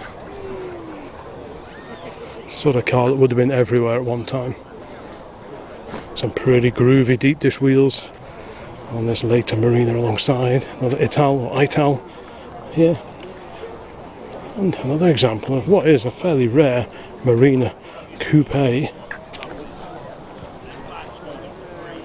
Quite unusual proportions, because I think even though they've got the coupe style in, they're stuck with, I think, the saloon front doors. So they always look like the front doors could live with being a little bit longer just to balance out the shape, but you know, still a pretty groovy car. Next to the Rover Vitesse, we've seen a few SD1s already. A gaggle of pre-war Austin. So these are pre-BMC, but Austin eventually became part of BMC when it was formed in the early 1950s, and these represent the cars just a decade or so before. These date to the mid to late 1930s. This is a Gordon Pixie Vitesse. So it is an Austin 10, but yeah, the Gordon Pixie Vitesse, that's the body that we're looking at on this one. Quite an unusual car. Just have a quick stand back and just admire the shape. But this is the 10-4 Cabriolet, the 3-position roof. Like I say, I had one of these. I rescued it from down in, where was it, Taunton or somewhere like that, many years ago. They only made these from 1932 to 1934. And you've got this, it's a 4-seater, 3-position roof, proper folding roof as well, so not just a regular tourer. Pretty cool to see. And this is a Sherborne, right? I guessed this one right. The only reason I knew this was a Sherborne, I was looking at an advert for one of these for sale just a few days ago. These are the 6-light styling, i.e. 3 windows per side, so 3 there, 6 lights bodywork. And if the one that I looked at for sale is anything to go by, they're really quite nice inside. Lots of nice little detailings, the door cappings around the windows, the West of England cloth headlining. Yeah, what a beauty. So what year is that? 36, yeah.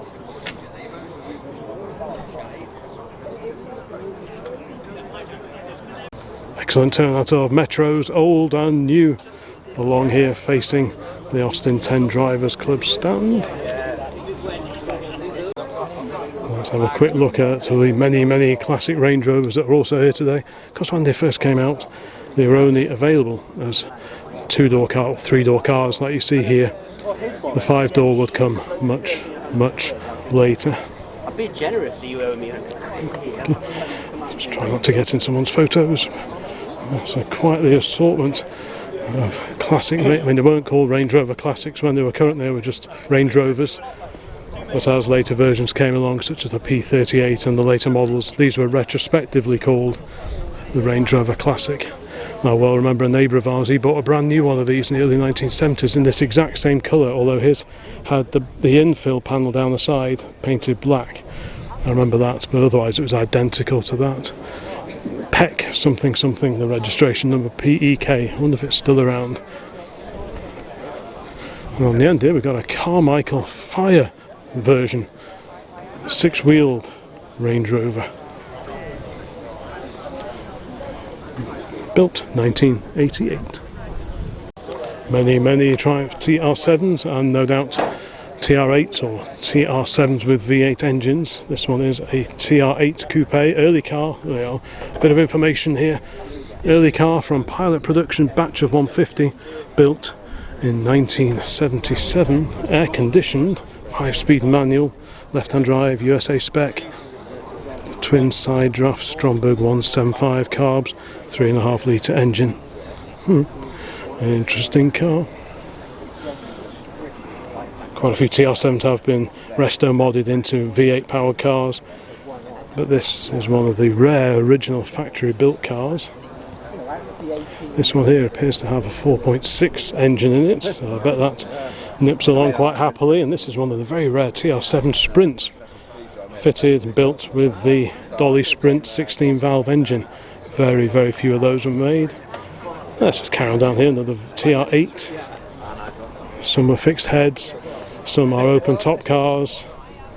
Early cars were built at Speak, but quality control was pretty lousy by all accounts, and production would be switched to Canley, where things gradually did improve.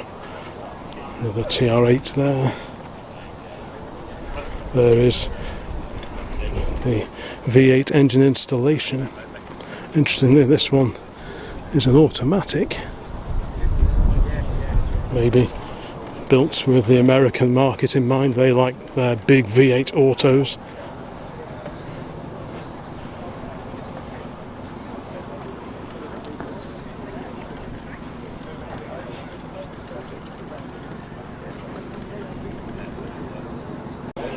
Outside the JDHT building, which is just over there, the Jaguar Dameler Heritage Trust, got a whole lineup of classic Daimlers here. Originally they were going to be called the Daimler Dart, but Chrysler had something to say about using the Dart name, so they were called the SP250 instead. Early cars, I mean, they're all fiberglass bodied. Early cars were a little bit flimsy by all accounts. It wasn't known for the doors to ping open, and when Jaguar took over Daimler, they continued in production with it, but they did have to beef up the body shell somewhat just to bring it up to snuff in their eyes. So quite the assortment here, different colours and so on. Lovely midnight blue example here, and a light green metallic, very similar green to the racing Astons of the 1950s. 2.5 litre V8 engine in these. Edward Turner design engine, a gentleman who also came up with the big 4.5 litre V8 as fitted to the Daimler Majestic Major and the related DR450 limos. Got a Daimler version of the alley bodied XJ, Daimler V8 250 or 2.5 litre, depending on when it was made. They did change the name of them. And we have some goodies for sale in front of this mighty Daimler of the 1950s. Is this a DB18?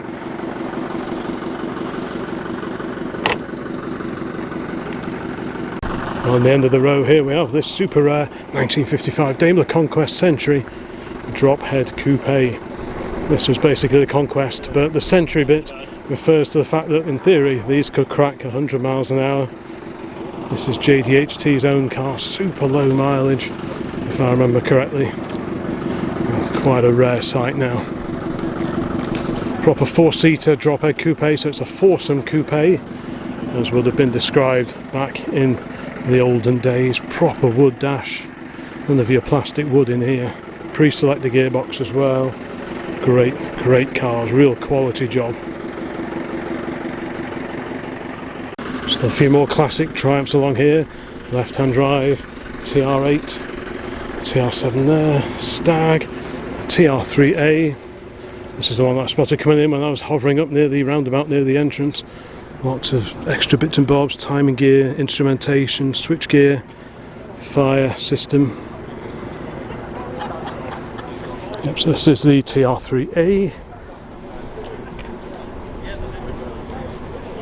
Fairly early Stag. Mark 1 with the original wheel trims as opposed to the alloy wheels of the Mark II. Right, this GT6 is going, so let's grab this before it goes.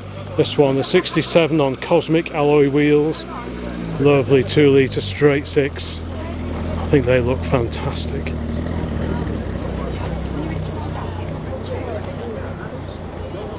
While we're talking GT6s, here we have a Mark II.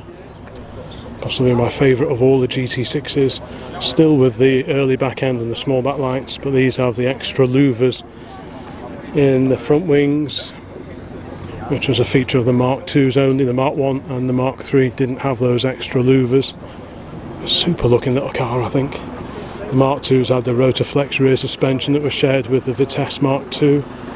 Early cars like this, the Mark 1, had the same rear suspension as the early Vitesses, and indeed the Triumph Herald, a swing axle.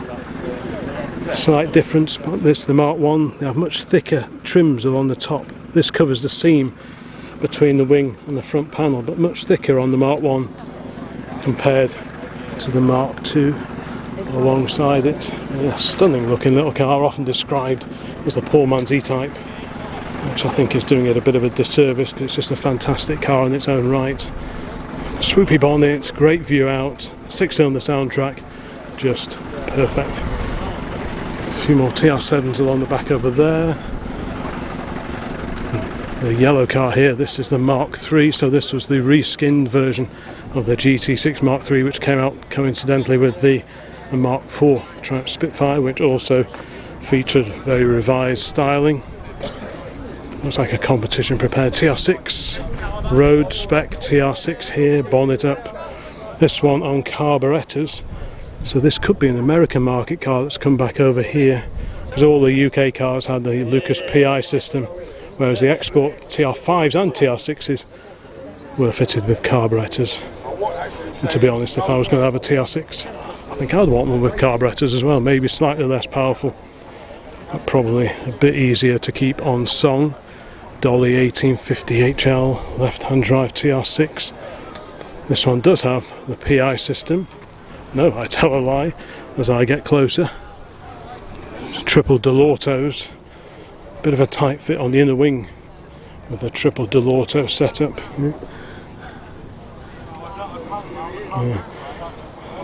Really tasty car. Dolly 1850 Spitfire Mark II. So that was a contemporary of the GT6 Mark I. Happy memories of running a couple of Mark IIIs many years ago, late 80s, early 90s.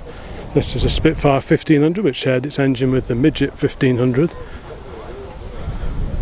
TR4A, another earlier TR here in grey. TR3A because it's got outside door handles. The earlier TR2 and 3 didn't have the exterior door handles. This is a Spitfire Mark III just like the one I had, albeit in a lot better condition. 4A looks particularly well travelled. 4A IRS, independent rear suspension. That was the big difference between this car and the TR4. Triumph Acclaim there, make that two Triumph Acclaims. Another latest Spitfire, that one on Revolution Alley wheels.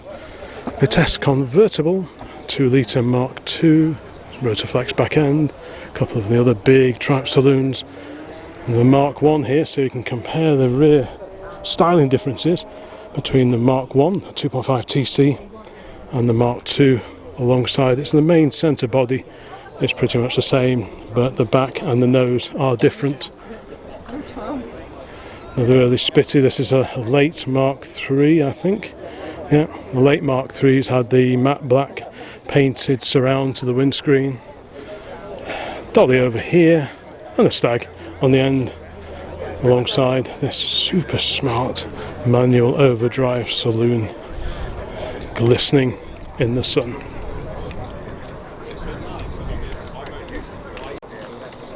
Lots of Austin Rover and Rover Group cars over the way, various Rover 800s early and late, Rover 600s as well, which you don't seem to see very many of at all. This is a 600, there's one this colour local to us that we see driving past fairly regularly. There's a magenta TR6. Right, so I've been down there, so let's cut through here. Getting closer to the main building, I can see lots of Austin Princesses and Allegros over there, so if you like your 70s BL saloons, keep watching because I'll get over there in a minute, all being well. Vitesse, the Rover 600. This is the posh one, the Rover Sterling, the two-door coupe based on the Rover 800.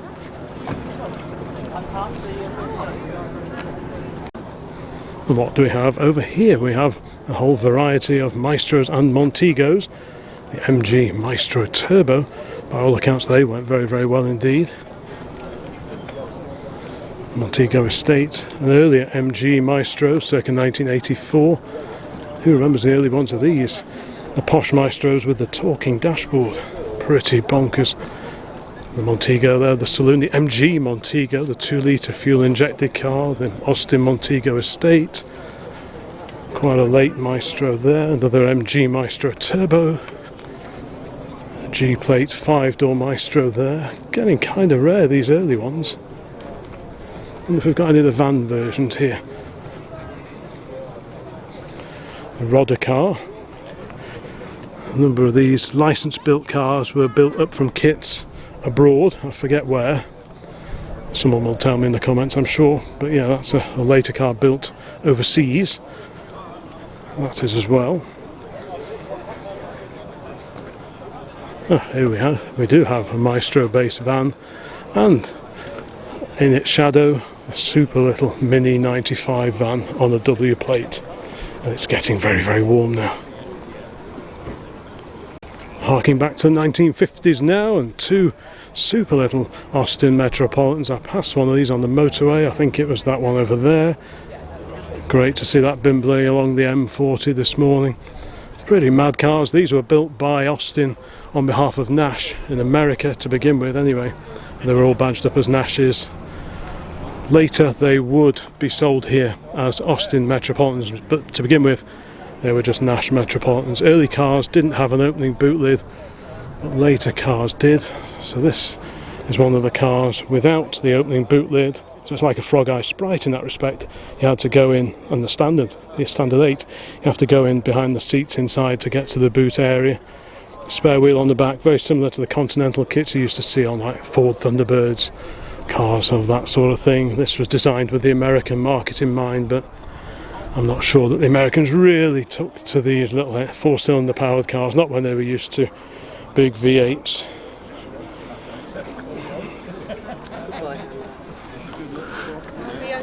Bit of maintenance going on with this one.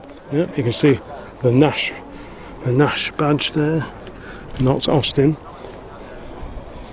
Another one alongside it. So you got the open top cars and the closed coupes. What's quite cool with these is the basic door pressing could be used on either side of the car, so you drill it for the trim and the door handle, but basically that door is the same as the one on the other side, and they are kind of interchangeable with just a bit of work. MGTF is off. Great to see these two here today. This one left-hand drive. Standard Triumph would end up being under the umbrella of British Leyland, and we have a number of standard and standard Triumph cars here today at Gaydon, headed up by this super early Herald, just like that coupe again, with the handle in the middle of the bonnet. This is a regular 2-door saloon with the conventional roof, a copy of the original purchase invoice here. Triumph Herald Saloon, Alpine Mauve with Alpine Mauve vineyard upholstery. Plates, tax, blah, blah, blah, blah.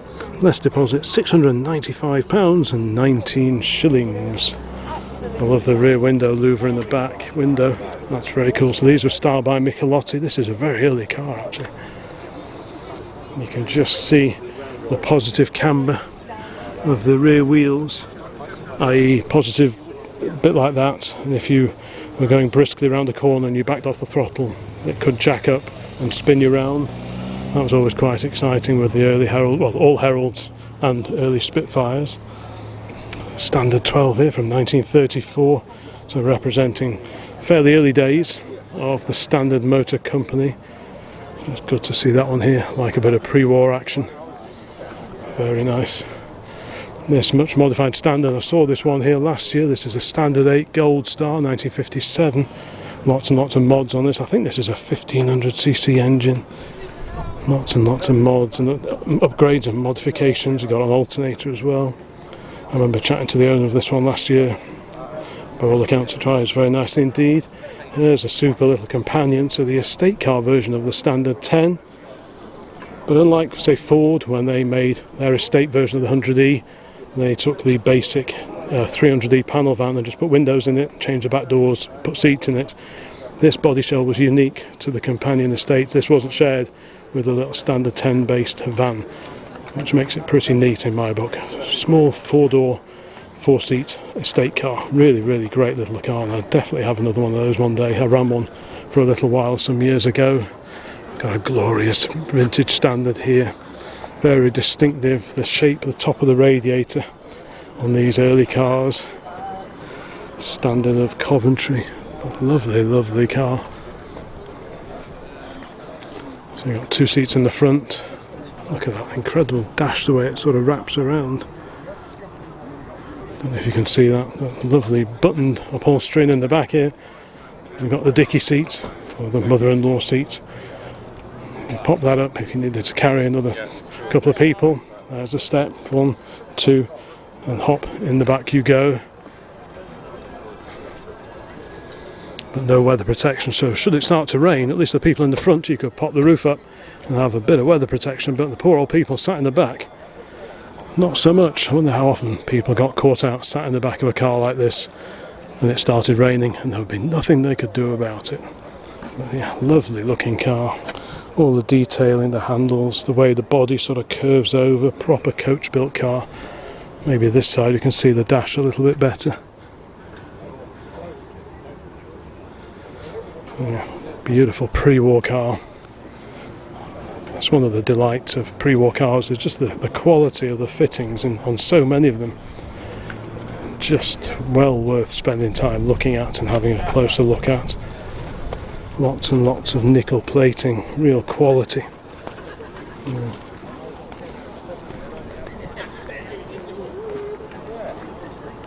Alongside that beautiful vintage Tourer, we have 3 Vanguards. This is the Phase 3, well I say the Phase 3, this is the Vanguard Vignale, which was the Vignale refreshed version, I suppose you call it, of the Phase 3 Vanguard. So the Phase 3 Vanguard looked similar to this and came out to replace the Phase 2, the booted Phase 2. But this, the Vignale version, had slightly different front end treatment, deeper windscreen as well, and just gave it a slightly more modern look. And that's what we're looking at here. There were 4 and 6 cylinder versions of this era of Vanguard available. So this colour is coffee and pink wisteria. 2088cc engine, 4-cylinder engine, not dissimilar to that in the contemporary Triumph TR sports cars, albeit in a much lower state of tune. Look at this Vanguard van. By gum, I remember finding one of these in an old brick outbuilding. I did make some inquiries about as to whether it'd be for sale, but apparently it was not. Then a few months later I noticed it had indeed been sold and was back up on the market again. So that was a bit of a shame. But yeah, pretty cool. And look at the estate alongside it, both with 2 rear doors. But obviously the estate, which was based pretty much on the van body shell in this case, it's got the extra doors in the back, seats in the back. This one is the 1A estate from 1952. So the Phase 1s had a slightly different grille, slightly different profile of the front end if I remember right. And the grille had lots and lots of thin, narrow, horizontal slats on the Phase 1. And the Phase 1A had a slightly chunkier grille arrangement, which I think moved over, was used on the series, Phase 2 rather, that came later. But look at that panel van. Wowzers, what a survivor, what a rare survivor that is. Another Maestro turbo here, but alongside is the Austin County's Car Club stand. It's always worth coming to have a look here. This is the Austin 16, a post-war Austin 16. So this was kind of like a contemporary of V8 pilots. This was a much closer car in terms of spec and market position compared to the Mark V Jag that I was looking at a little bit a while ago. Yes, lovely car, big sunroof, big full-length sunroof, very comfy and cosy inside, well-equipped dash. So it looks a bit like an Austin 10 Cambridge that someone's put in a photocopier and done 1.5 times magnification. Really sleek looking car, I think.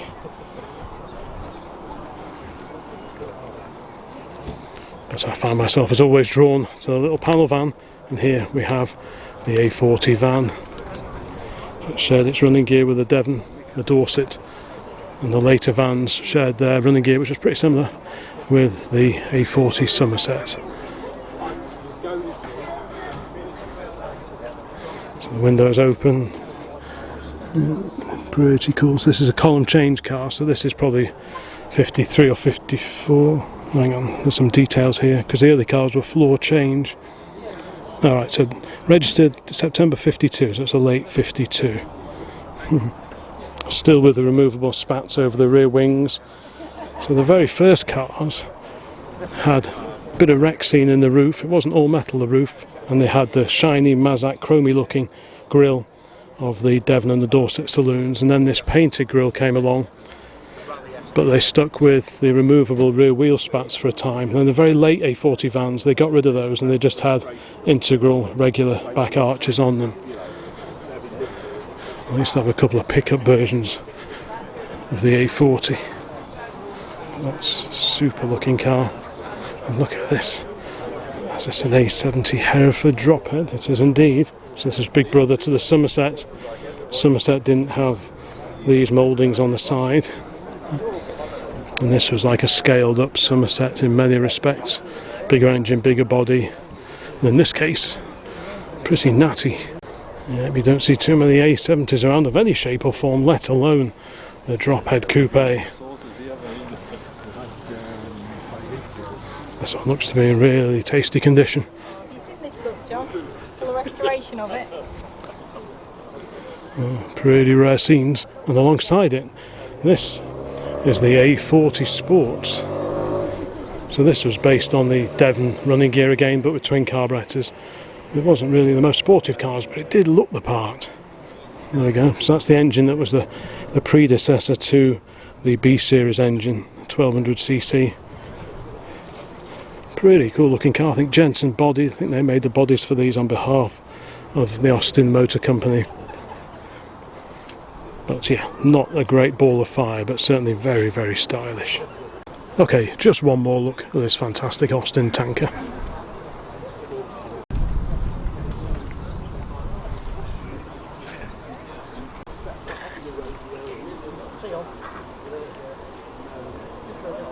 All the correct attire as well, fantastic. Proper hat and even the proper overalls. Let's have a quick look at the back, sir. Do us a quick pirouette. Ah, there we go. Attention to detail, how fantastic is that? Yeah, that wonderful Austin lorry. Actually a K4, not a K2, it's a slightly heavier rated version. Probably the vehicle of the show for me here today so far, but I'm a bit of a sucker for silly big vehicles. Let me know in the comments which is your favourite. Maybe you'd go for one of these, the Allegro Estate. A mate of mine's mum bought a brand new one of those on an S-Reg in the late 1970s. We've got VDP versions here as well. Never called Allegros, always VDP 1500. Quite the gaggle of those. Russet brown, that one over there. Work in progress estate here.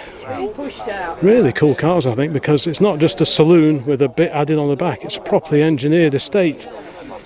And that's why I do like these estate car versions of the Allegro. Proper estate design from the outset.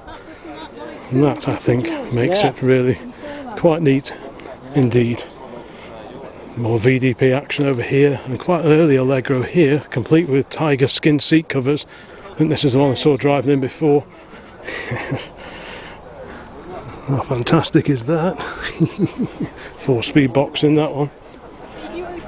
This is a 1750. So lots of jazzy wheels, jazzy paint job, vinyl roof, all the bits and bobs on that one. Look how easy it is to get at everything on the engine there. Wow. Great engine accessibility. Ooh, what's this? An open top VDP 1500. Is this a one-off, or is it something made perhaps by Crayford or something like that? If you know, let me know in the comments please. I can't see any information about it. Certainly looks like a nicely, well, that's quite the colour, quite the well executed car. Maybe it was done by the same people who did that Marina coupe convertible over the back, the Mumford. Oh, it is Crayford. Right, I've answered my own question there. A Crayford VDP Vandenplas. What was it?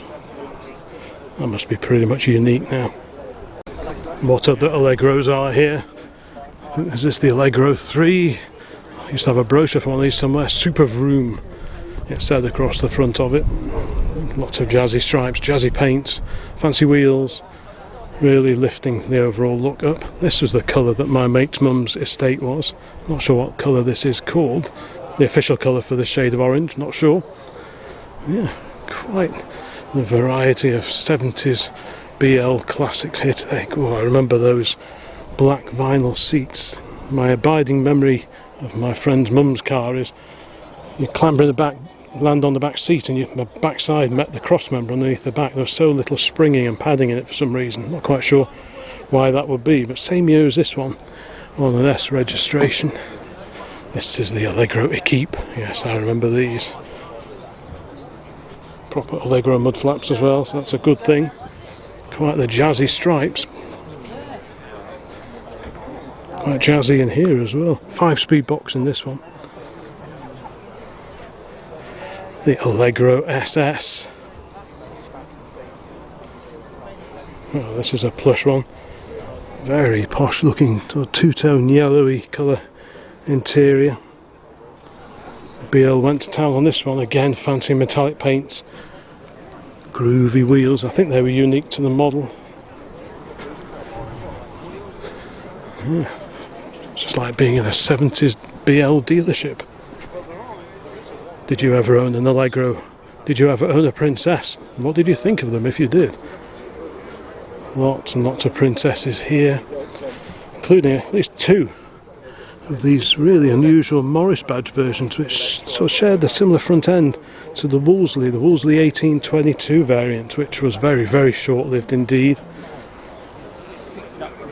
So like I was saying before, the Princess was a saloon. You've got opening boots, so even though the shape you might think, oh, it's a hatchback, it's not. It is a saloon. The Ambassador would correct that. There's a beige Ambassador just over there alongside the beige Princess. So we'll scoot along here. Is this one yours, sir? No, just so feel that. Oh, right, yes. Yeah. Bit of patina. Yeah, it's different, isn't Yeah, it? a bit of patina on there, isn't there? These two I think I followed on the motorway coming in this morning. I think I saw these two. Yeah, Princesses everywhere you go. This one's for sale. Yeah, 79 tax disc in that one. Yeah, these Woolsley 1822s are seriously rare. Probably fewer than a handful still on the road, I bet. It's always a treat to see them when they pop up at meetings like this, and this BMC BL, Austin Rover, etc. gathering really is a feast for the eyes if you love your classic British cars of the sort of 50s through to the 70s and the 1980s. Many, many Ambassador parts there. What you want about? It's just buy one of them off. Another Morris badged version there. 15th pre-production 1822, the earliest surviving ADO16 built in June of 74. There we go. Woolsley version, super duper rare car. The last Woolsley badged car.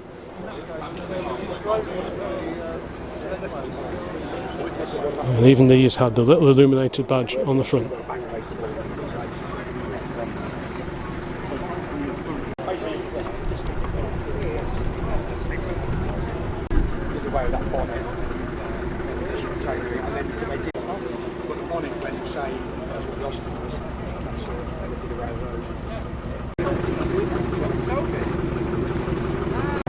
Interesting to see this very original looking Princess over here on an N registration. Ripe for a bit of TLC, no doubt. Super duper original.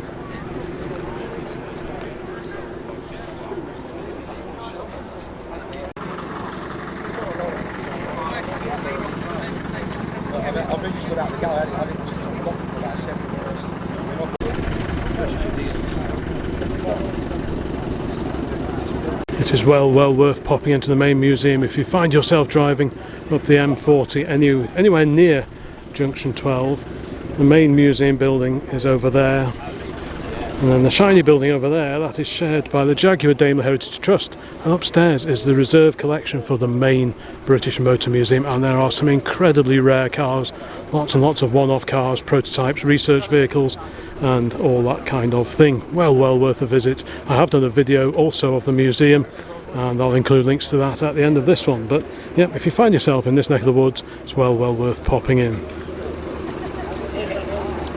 Got a variety of MGs here on a club stand. So MG Maestro here, rubber bumper GT over there, and the first MG Magnet, the Z. This is a very tone, this one. So this was an update of the ZB. You had the ZA, the ZB, and then the Veritones, which were usually two-tone, have a much larger rear window. That often catches me out. I often think I'm looking at a ZB, and then when I go around the back, I see a much larger wraparound rear window of the Veritone model, and that is what we are looking at here. Very handsome looking car. Like I say, very similar shape to the Woolsley 444 and the 1550 that we were looking at what seems like hours ago now.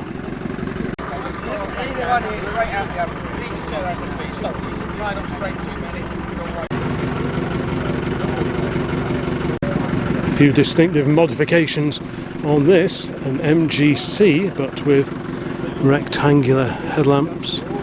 There's the big straight six triple SU carbs, and because this carburettor here sticks up quite high, that's why you've got the hump in the bonnet, which maybe we can just about see that there. Yeah, that's why we've got the hump in the bonnet, to clear that forward carburettor. I wonder what the story is with these different lamps.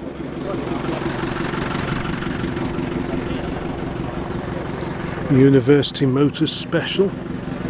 University Motors was a dealership in MGs going back to the pre-war years, so maybe this is a car that they built specially, perhaps as a one-off for a customer. Downton tuned badge on the back. This was built between 26th of February to the 4th of March 1969. One of 131 cars which University Motors purchased at the end of the MGC production. This car was subject to a number of mods to bring it up to what became the University Motors Special. Cosmetic changes were undertaken by Wood & Pickett of London, famous for their coach-built minis, of course. That would make sense, hence the fitment of these very distinctive rectangular-ish headlamps. Here's that super little MGTC. These were built not long after the Second World War, late 1940s, based on the pre-war TA, both called midgets, but internally these were called the TC midgets. And behind that, MG 1100 1964 edition. I wonder what Rolls-Royce would make of this.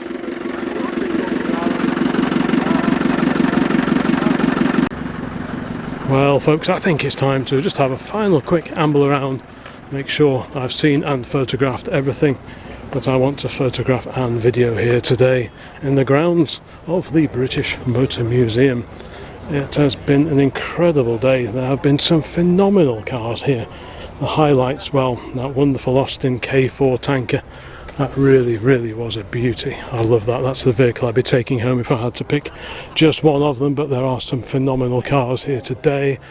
The big celebration, 70 years of the Competitions Department, that was, well, I've never seen a display like that, so that was a real treat. I'm so glad that I came down to check that out as well. So anyway, thank you very much for watching this video even.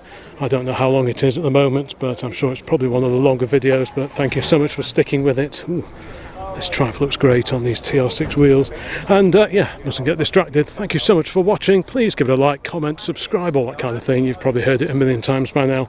There'll be loads more videos along very soon, so thanks for watching and bye for now.